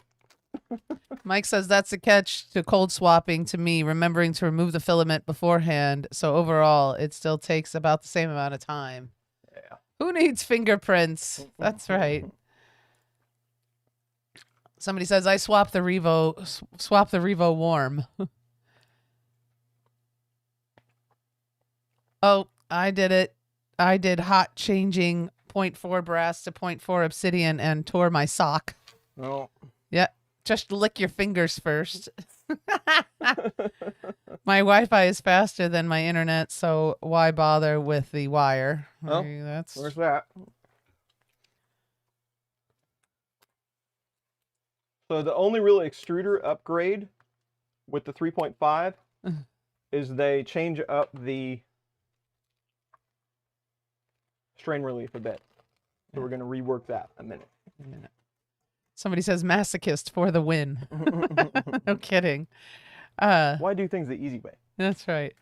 Wi-Fi is happiness for hackers. That's true, but yeah. Can you upgrade from MK3 to the MK4?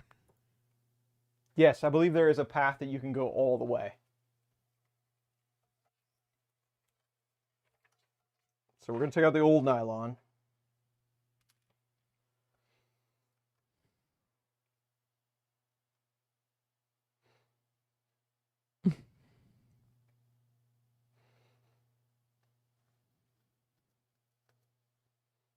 There you go. Everybody's agreeing. I remember touching the nozzle just after getting my MK3S. That sucker gets hot quick. I was wiping the nozzle with alcohol too, but it was dicey. Yeah, be careful. I've been burned so many times. I bet that really hurts too. It really hurts. Getcha. It's all focused in one tiny little spot. Mm-hmm. And then you have a nozzle imprint on your finger. Okay, place. So this nylon has like a bend on each end. Is that how they manufactured it? That's interesting. Place the nylon on a flat surface. The bent end must point upwards. Focus on the left end of the nylon filament. Use needle nose pliers and cut about 1 centimeter from the bent end. Cut an angle to create a sharp tip. So the bend, they even show you like in pictures how to lay this down so that how you're focused on cutting it. So I'm guessing the bend is to ensure that you have the bend of the filament going the right direction when you install it. That's interesting.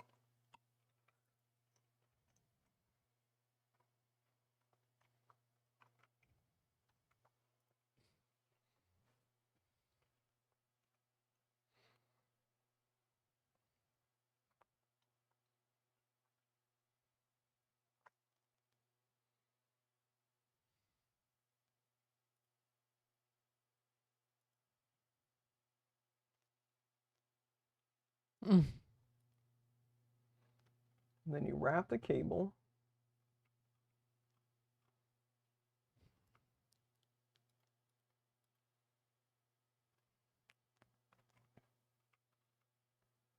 Mike says we should have a printer scar comparison contest at Murph, like in Jaws movie. Look at this. Look at this. That's nothing. When somebody starts reaching for their belt, I'm leaving. John says it's the mark of becoming a maker. That's true. Get scars on your fingers. All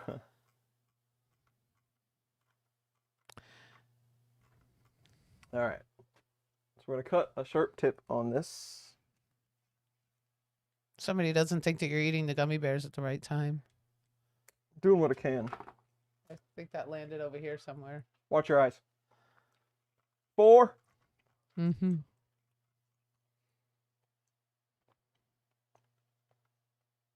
Somebody says, wait, did I miss the part where you added 3mm nylon to the bed? Yes, and it's actually not 3mm. It's like a much smaller piece now that they give you to add.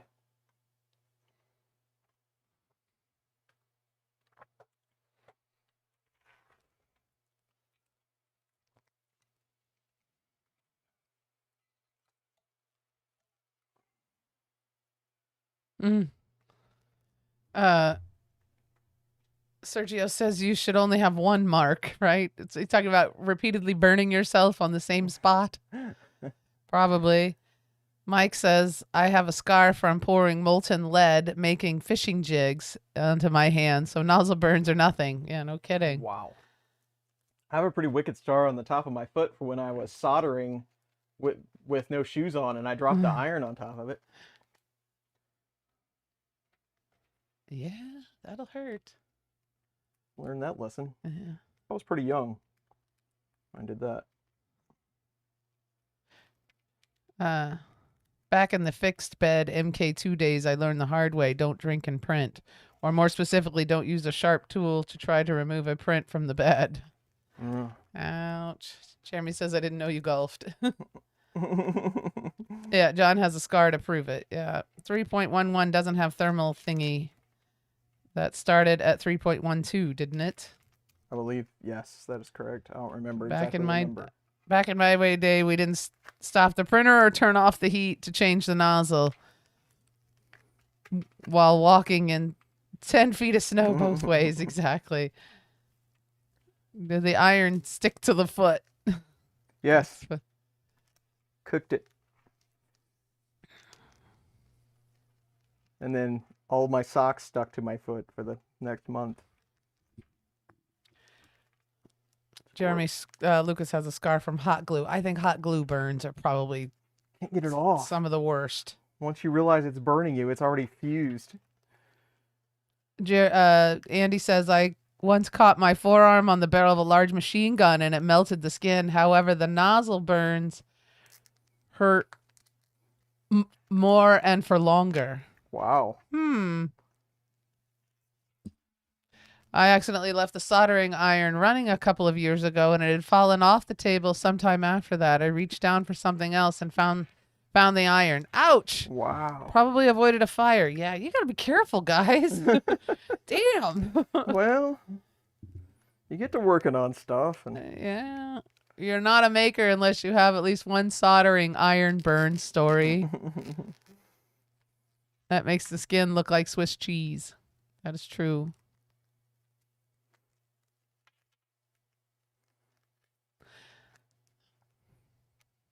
I would get soldering iron burns while soldering for my RC cars, batteries, and speed controllers. Yeah. When I first started, when I was a baker for the school district, I got a lot of oven burns. you were covered in them there for a while. Well, and eventually you get tired of getting burned. And you just more careful, but just moving quickly. But I had lots of burns from oven racks and Everything's hot. everything's hot.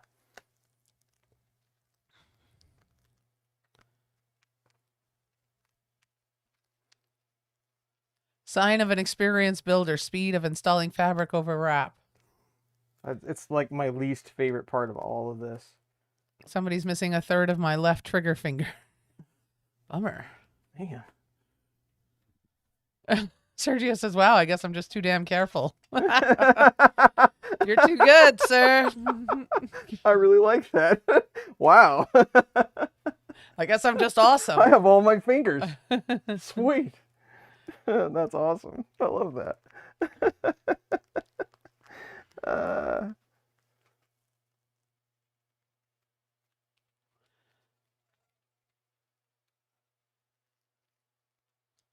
Okay. Wrap is back on. Throw some zip ties on it. Least favorite part, and yet haven't printed the helper tool. The helper tool. Yes. And somebody says there's a tool you can print for that? Yeah, I'm all ears. It's on Printables. Never. Oh, heard Peter of it. Walker says there is a tool you can print for that, and it makes it way easier. It's on Printables. There we go. Okay. I'm all in. I'm going to go find that later. Somebody says I wasn't paying attention and grabbed the hot part of the iron while I was holding a wire in place. It didn't hurt at first. I just thought the iron felt narrower than usual. Achievement unlocked. Mike says to Sergio, achievement unlocked. And Clint says that was a work accident. That was not a 3D printing, losing a finger. It was a work accident. Well, that's good. Yeah.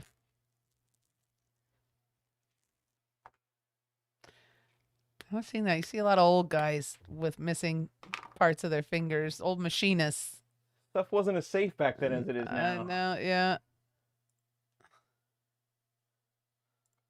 I was cooking bacon in my undies once. Getting ready to go out quickly, flipped bacon, had an oil bubble pop, and the oil hit my tummy, and the ball of oil rolled down my tummy and landed on my foot.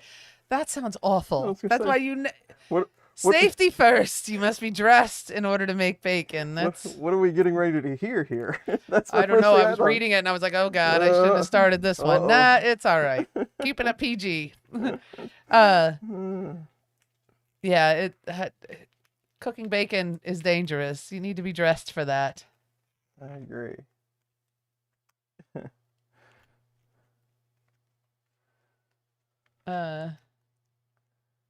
If it smells like chicken, then the nozzle is hot.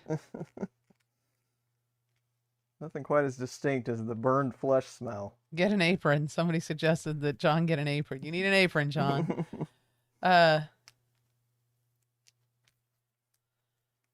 you are. Funny.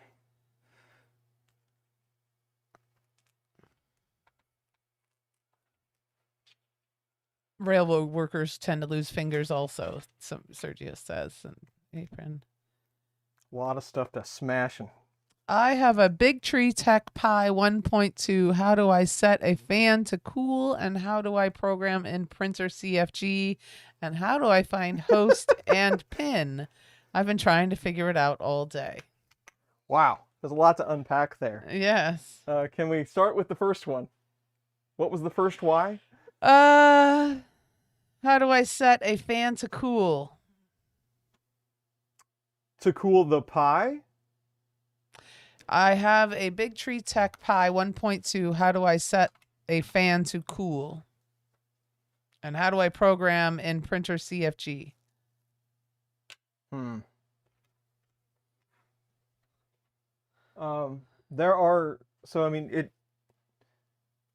It depends how you'd like to do this. So if you want to cool a pie, the best way to do it is to just buy one of those little 5-volt fans that you plug directly into the pie that's always running. Just go that route.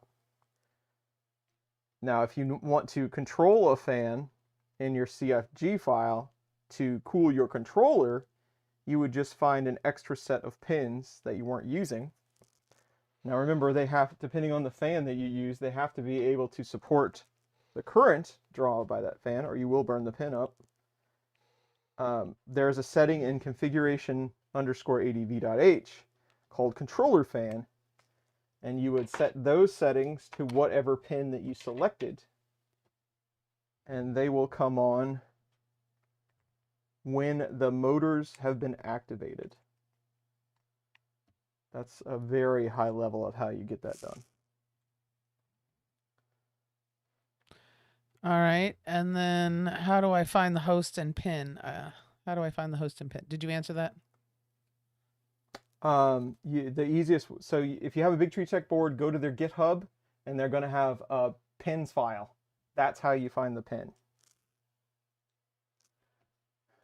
Okay, so we have, and I'll come back to that if they come back. But, Okay. we've got a printed part. We're working on our strain relief for our extruder wires, so we're loading some square nuts into the part.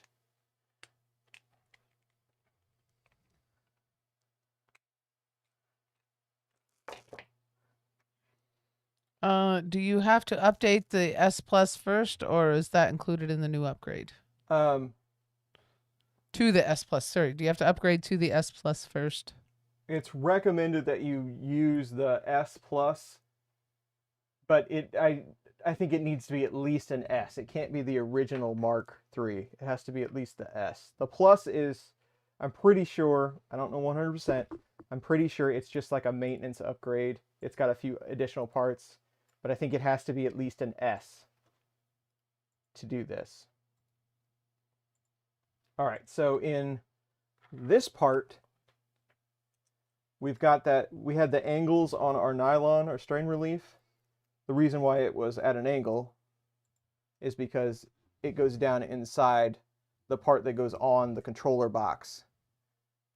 So it goes in this hole right here. Like that.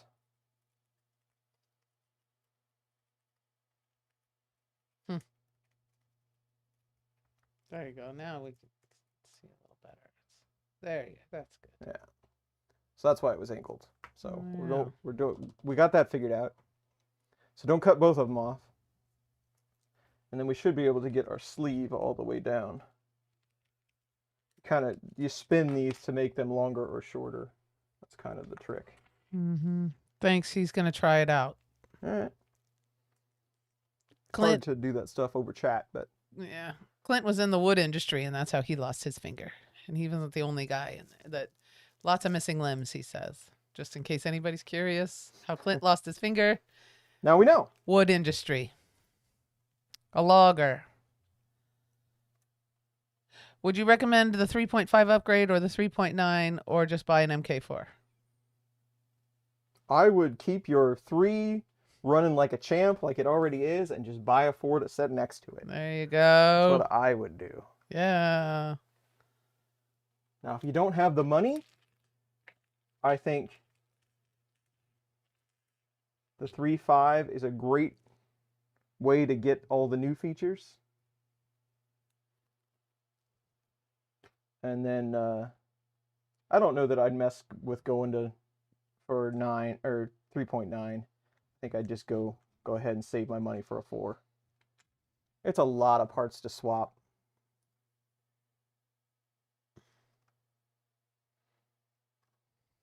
Okay, and you have to remember you have your X motor that goes in this other channel over here before you tie it all up. And then this goes over the top of it. And then you have some M3/18s, right? 18s. Yes, to hold it all together. Oh, Ricky's here. Ricky, you're late. Hey, Ricky, you're late. Don't act like you have other things to do. Yeah. We've already talked about Dune. That's right, Dune. Original and the new ones.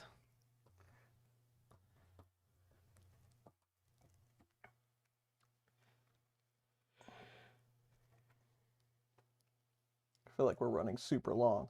We're about 30 minutes over what we normally do. It's 2 o'clock, 1:55.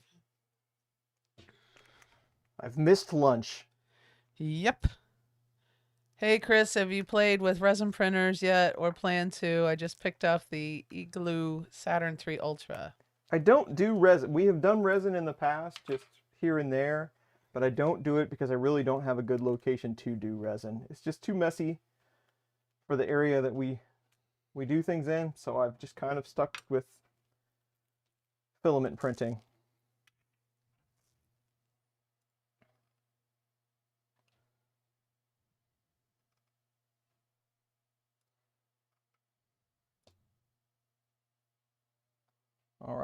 And then this whole thing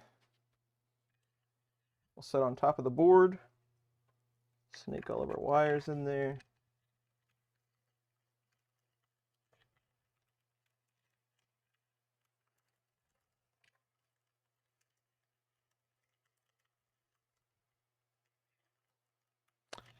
Resin printers run great on dining room tables or in spare bathrooms. There you go. With ventilation. Yeah. Ventilation, that's the key. And then Welding slags on the face hurts. Yeah, Yeah. it does. And then the screw heads on this restraint part go to the outside of the machine. Somebody says you missed lunch. Might as well hang out and keep building until dinner. I would, but you know, M310s hold this on top.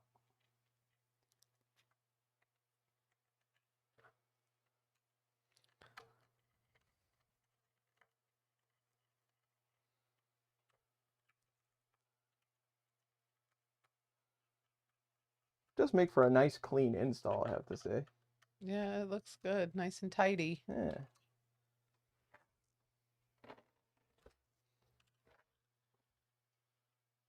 Okay, how much more we got to do here? Basically, we're just connecting cables now. So we'll do our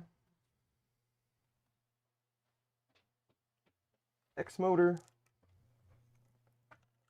Oh, we have our breakout here we have to deal with.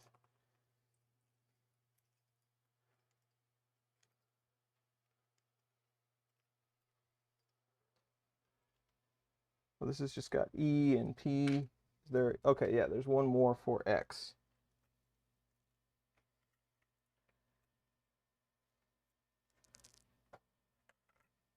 Here's X. Goes in our converter.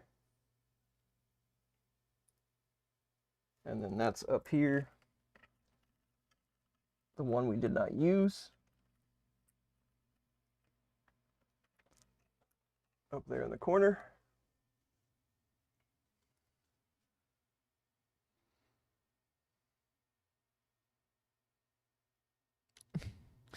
Ricky says, I just learned the filament runout sensor on my new Flash Forge printer does absolutely nothing.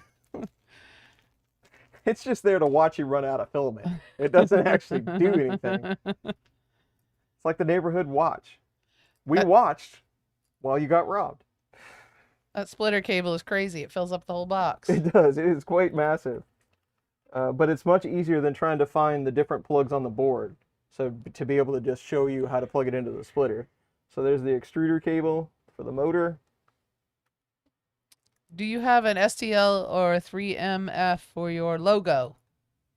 Yeah, we do.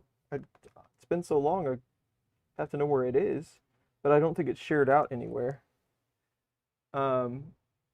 H goes to your thermistor. It should be like green and yellow if you have original. Or is that thermistor or heat? H is, yeah, thermistor cable. And then P will go to your Pinda, so that's the blue, black, and brown.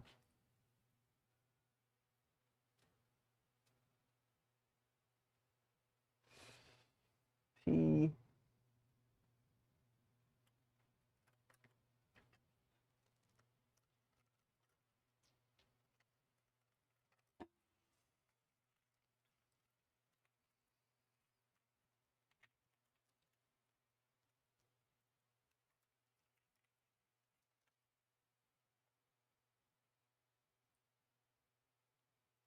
And you could have a Super 2, you could have a Pinda, a Pinda 2, or a Super. They should all have a 4 plug on them, so they will all fit in this adapter. If you have a Mark III, they'll all have a 4 pin, no matter if they're using them all or not. HF is the Hotend fan cable. I feel like I'm wiring for OBD2 here. Oh,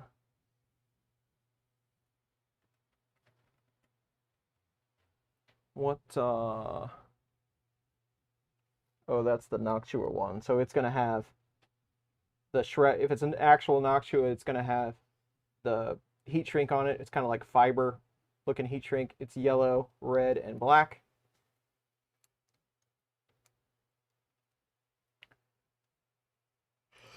Hmm. And then F is the filament sensor. It's the really big one. This one you have to make sure though, because you want red to go to red. So you've got red here and then red on your filament sensor one. You want to make, because they're 5 pins, so you want to make sure it's on the right one. So it goes like that. And then pH is, it should have the red piece of heat shrink on it. That's the part fan. Goes here.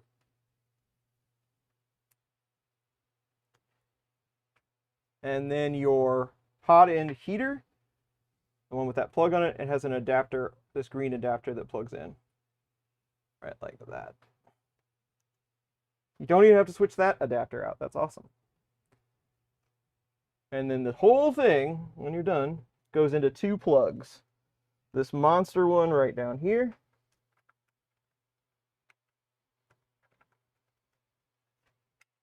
And then the one right below it. There you go.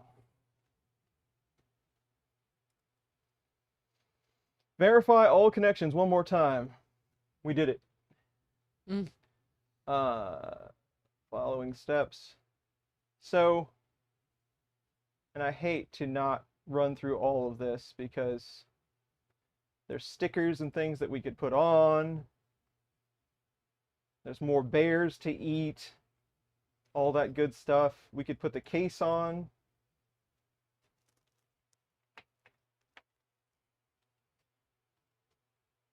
But we could probably live without that. And for the sake of time. So, let's find a sheet. All that without magic smoke. Well, we haven't turned it on yet.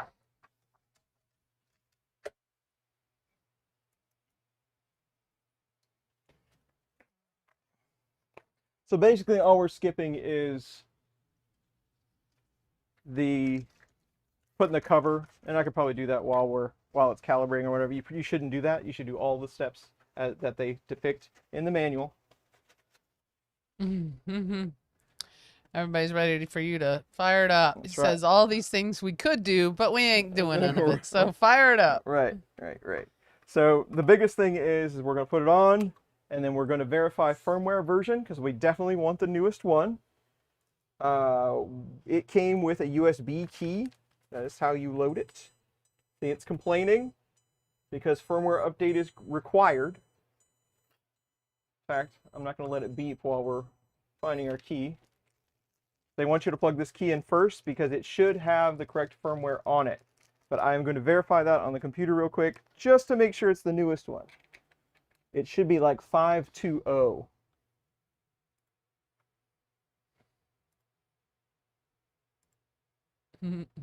Yes, it has 520 BBF. That is your firmware file. That's what you need. So we're good. So if you put the key in with the firmware on it and then power up, it'll ask you if you'd like to flash. And we do want to flash.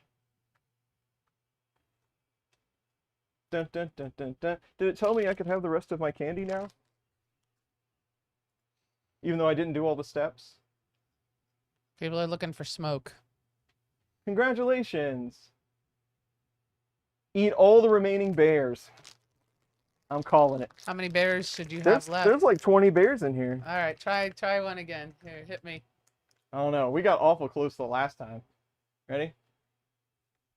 Oh! You hit the teeth, honey, although I can't. It was close. It was close. You got me right here. See? We were very close. That's pretty good for throwing a gummy bear. A little taller. We're flashing. It's alive. Until you finish your vegetables. How can you have any pudding if you don't eat your meat? Overhand even, yes. He Yeah, there's not enough room in here for me to rainbow it to you. Well, that would be ideal. If we were outside, maybe.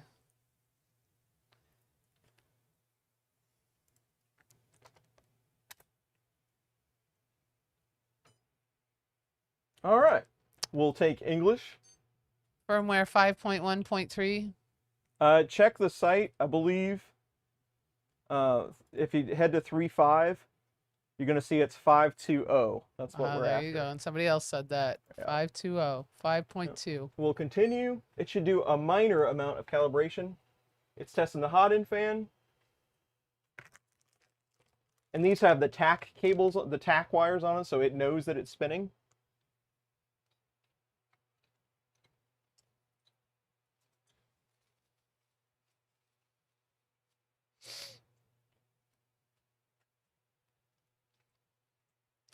Is the hot-end fan on the left spinning? Yes, it is. Test that with your finger. That's how experts do it. Feel cool air? I just touch it to see if it's spinning. Yep. Oh, you actually touched the fan. Yeah. Well, Don't do that, kids.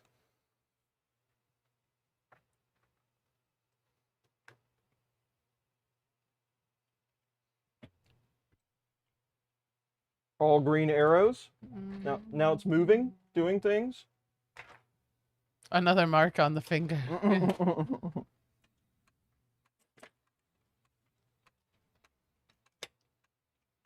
It's tapping. Just a little tap. Is that what it's supposed to do? It's checking sensorless homing to make sure it's, when it taps, that's how it knows it's at the end of the axes. So it tests it a couple times for accuracy.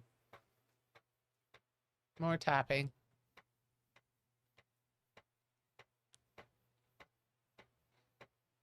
At least it's not a Delta fan. Yeah. Tapping at the study DS. Nevermore. Nevermore.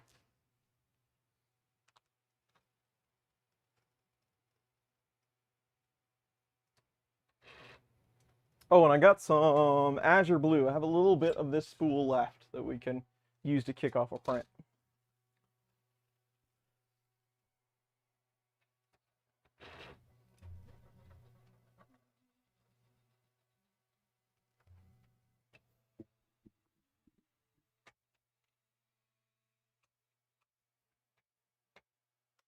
Can you loom in on the screen? I can loom in.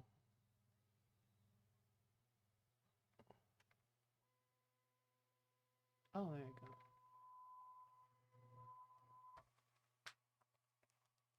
It's probably, now that I've got it zoomed in, it's done, right? It won't do anything else.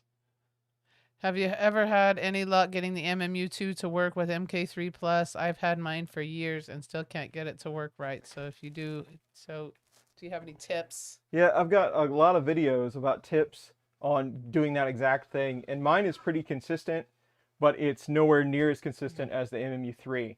So even if you have an MMU2, we did a video a couple of months ago now, put the new firmware, the MMU3 firmware on the 2, and that's going to solve a lot of the problems. So give that a shot if you're still having issues. There you go. Steve, yeah, Zoom. You knew it. We got it. You guys knew it. I'm just reading blindly now. 17-minute benchy?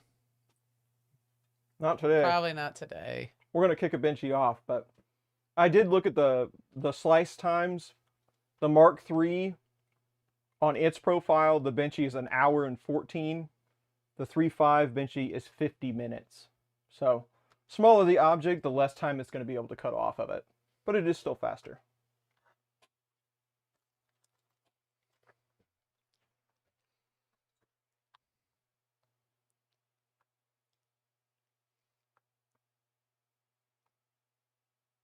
The bottom edge of the screen case looks like it interferes with the temp reading.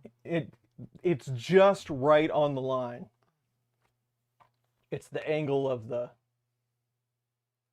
It's very angled towards your face so that you can read it.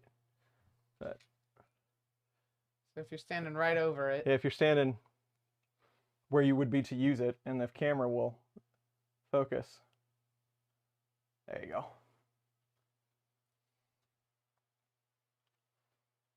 You could do a 25% one. Size benchy. Teeny tiny. We'll try a little benchy. Honestly, I just want to see the movements and get through the first layer and see it. Somebody says Prusa benchy or XYZ benchy. XYZ. True benchy. Look at that messy wire maintenance. Yes. Yes, that's kind of the thing. Messy, messy.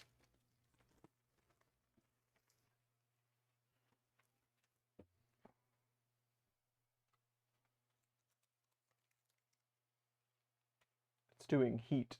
What do we got? To calibrate. Yeah, let's load. We'll load some PLA. It's telling. People in the chat are telling you. Hey, it's want Somebody something. said load. Click goes load. Do something. Quit dancing around, idiot. Move. Go faster. Keep them in line, guys.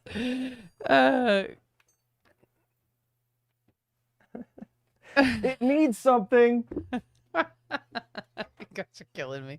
That's funny. Someone's good morning, Chris from Thailand. Hello, Good morning. from Thailand.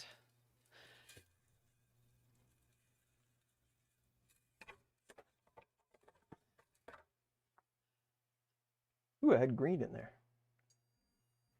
Good. MMU2S was helped by the Revo. I could get up to 700 to 1,000 filament changes without intervention. Oh, cool. That is cool. It does. It does. The MMU interacts different with different hotends. Some make better tips than others do. So that's good to know that the Revo is good at it. What are we doing? We're waiting for I don't know. 170. Is You what better stay on top of it, No, though, I'm 'cause not- they're going to get you. I'm all over it now. That's funny.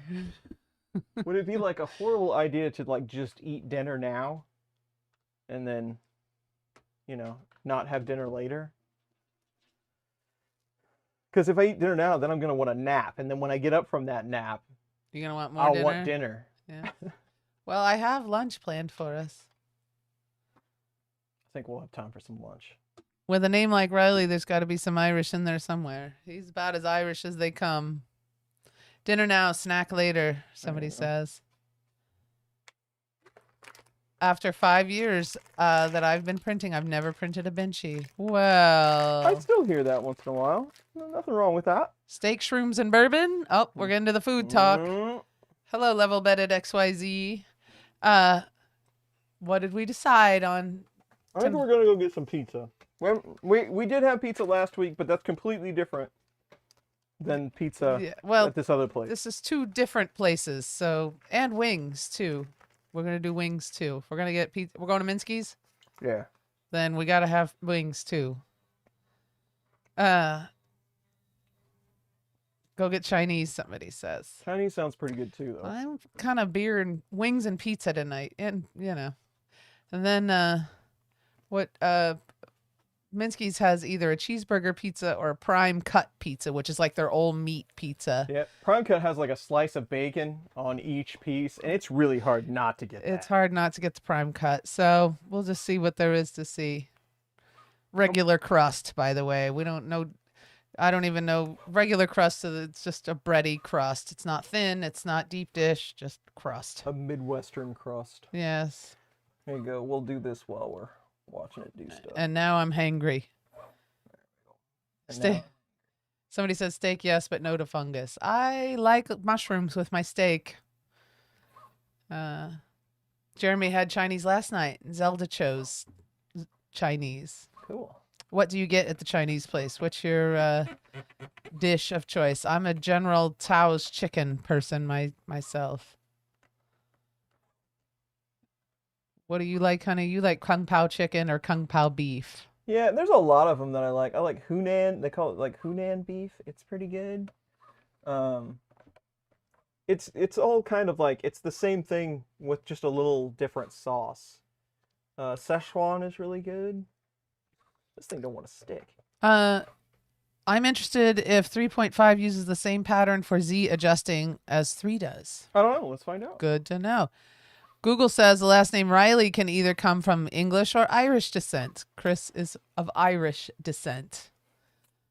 I am a Yes. Riley by proxy. Yeah. I'm sort of Irish now. My grandfather could have been, and you know, generation, I look much different. I look a lot like my mother, but my grandfather could have been a leprechaun in a parade. Yeah. He was as Irish as they come.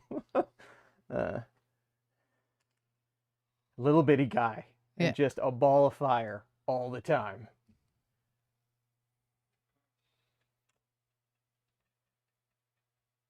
Well, Richard says mushrooms don't like him. He can't eat them. Well, that's too bad. You know, they're fine. Like little sponges. They take on whatever taste you have in them. You put with them. I think the logo. Red hair and pale skin. Somebody wants to know. He was very fair. Mm. He was a little different. There's a kind of a dark Irish.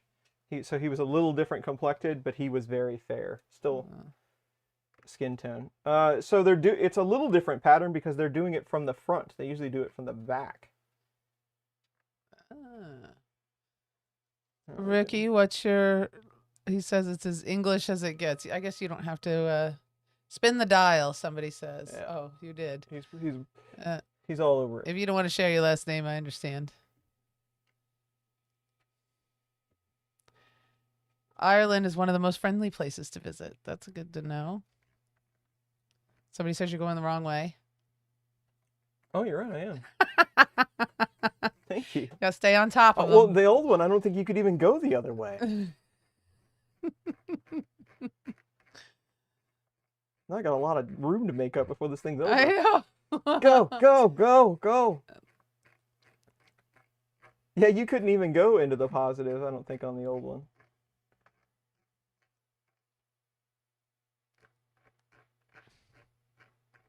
How can you not be friendly when you're in Ireland? I guess there's mean Irish people too. You're cut off. No more gummies. I didn't realize they were that kind of gummy. Yes, he's loopy. He's distracted. I'm just excited.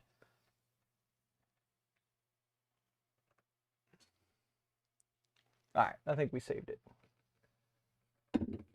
Paying too much attention to this decal. Or as my good friends in Canada call it, a decal.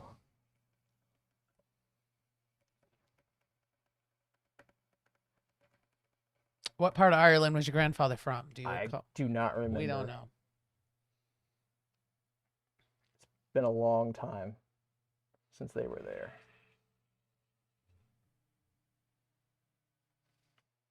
Oh, I got everything except the O.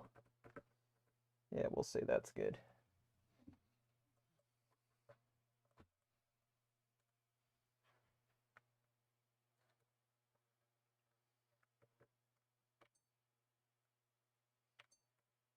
Happy printing. Wi-Fi, we'll do that later.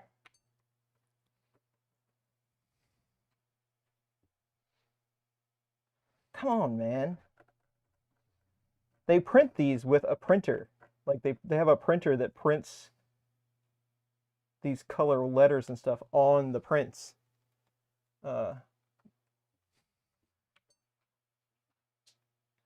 do want to real quick. A UV printer, somebody says.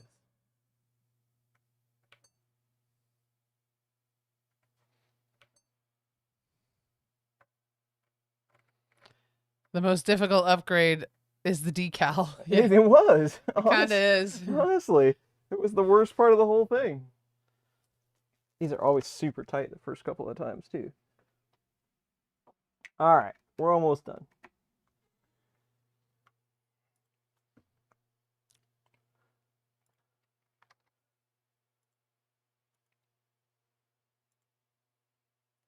Another thing for like getting to this version, getting to the 32-bit versions of Prusa machines that the 3.5 will get you is binary G-code. So it's much more efficient to copy it places and use it on Prusa Connect and all that stuff. Just FYI.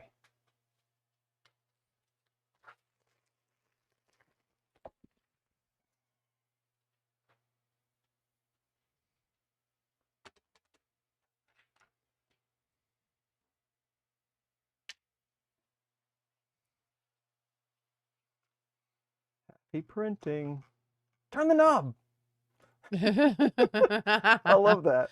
That's hilarious. I'm glad people are paying attention. Yeah, somebody's watching. Yeah, that's awesome.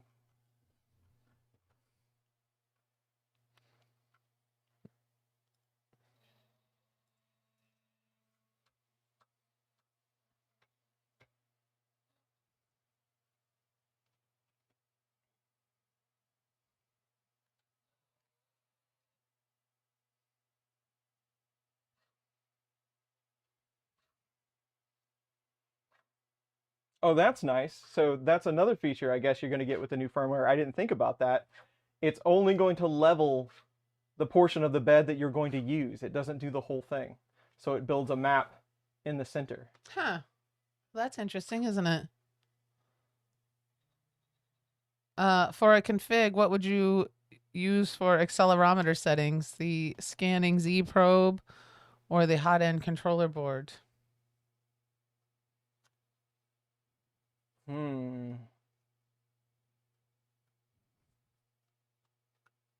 I don't know. That Hotends controller board, if you have it baked into your design, is really cool. Like, it's fully integrated. So that's kind of neat. But then again, that scanning probe is pretty cool too. I mean, it really makes things go a lot faster. So I think it's kind of 6 in 1. Any quieter than the Mark IV? I doubt it. We don't know yet. But the Mark IV's got some really they've reworked the motors, and a lot of things are more heavy duty. There you go. Somebody just got permission from the wife to order the upgrade. Sweet. Boom. Got it. Really like the Extruder. Awesome. Yep. I like those one-piece nozzles. Those are quite the time saver. Somebody says, and we have plastic.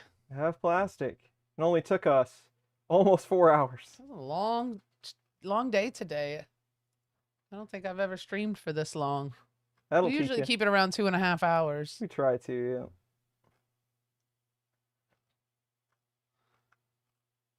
All right. There you go. So there's what you paid for. Can you, well, somebody says we do. I can't see the bed well enough. Can you, well, there you go. Fan's in the way, and now it's happening. Let's do this for a second before we go. You're not, but he's not allowed to order any more filament. I need it in every color. But I don't have this. That's right. Jerry already started streaming. Who's Jerry? Jerry3DHP. Oh.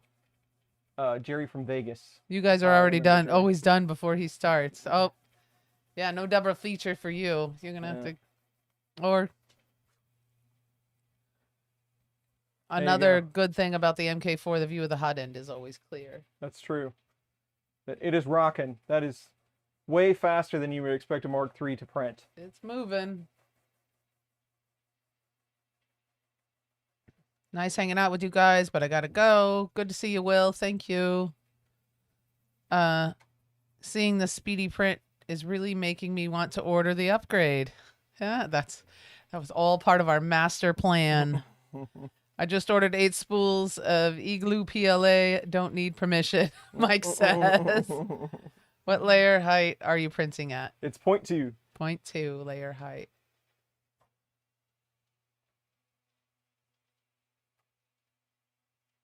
So there you go. It's doing its thing.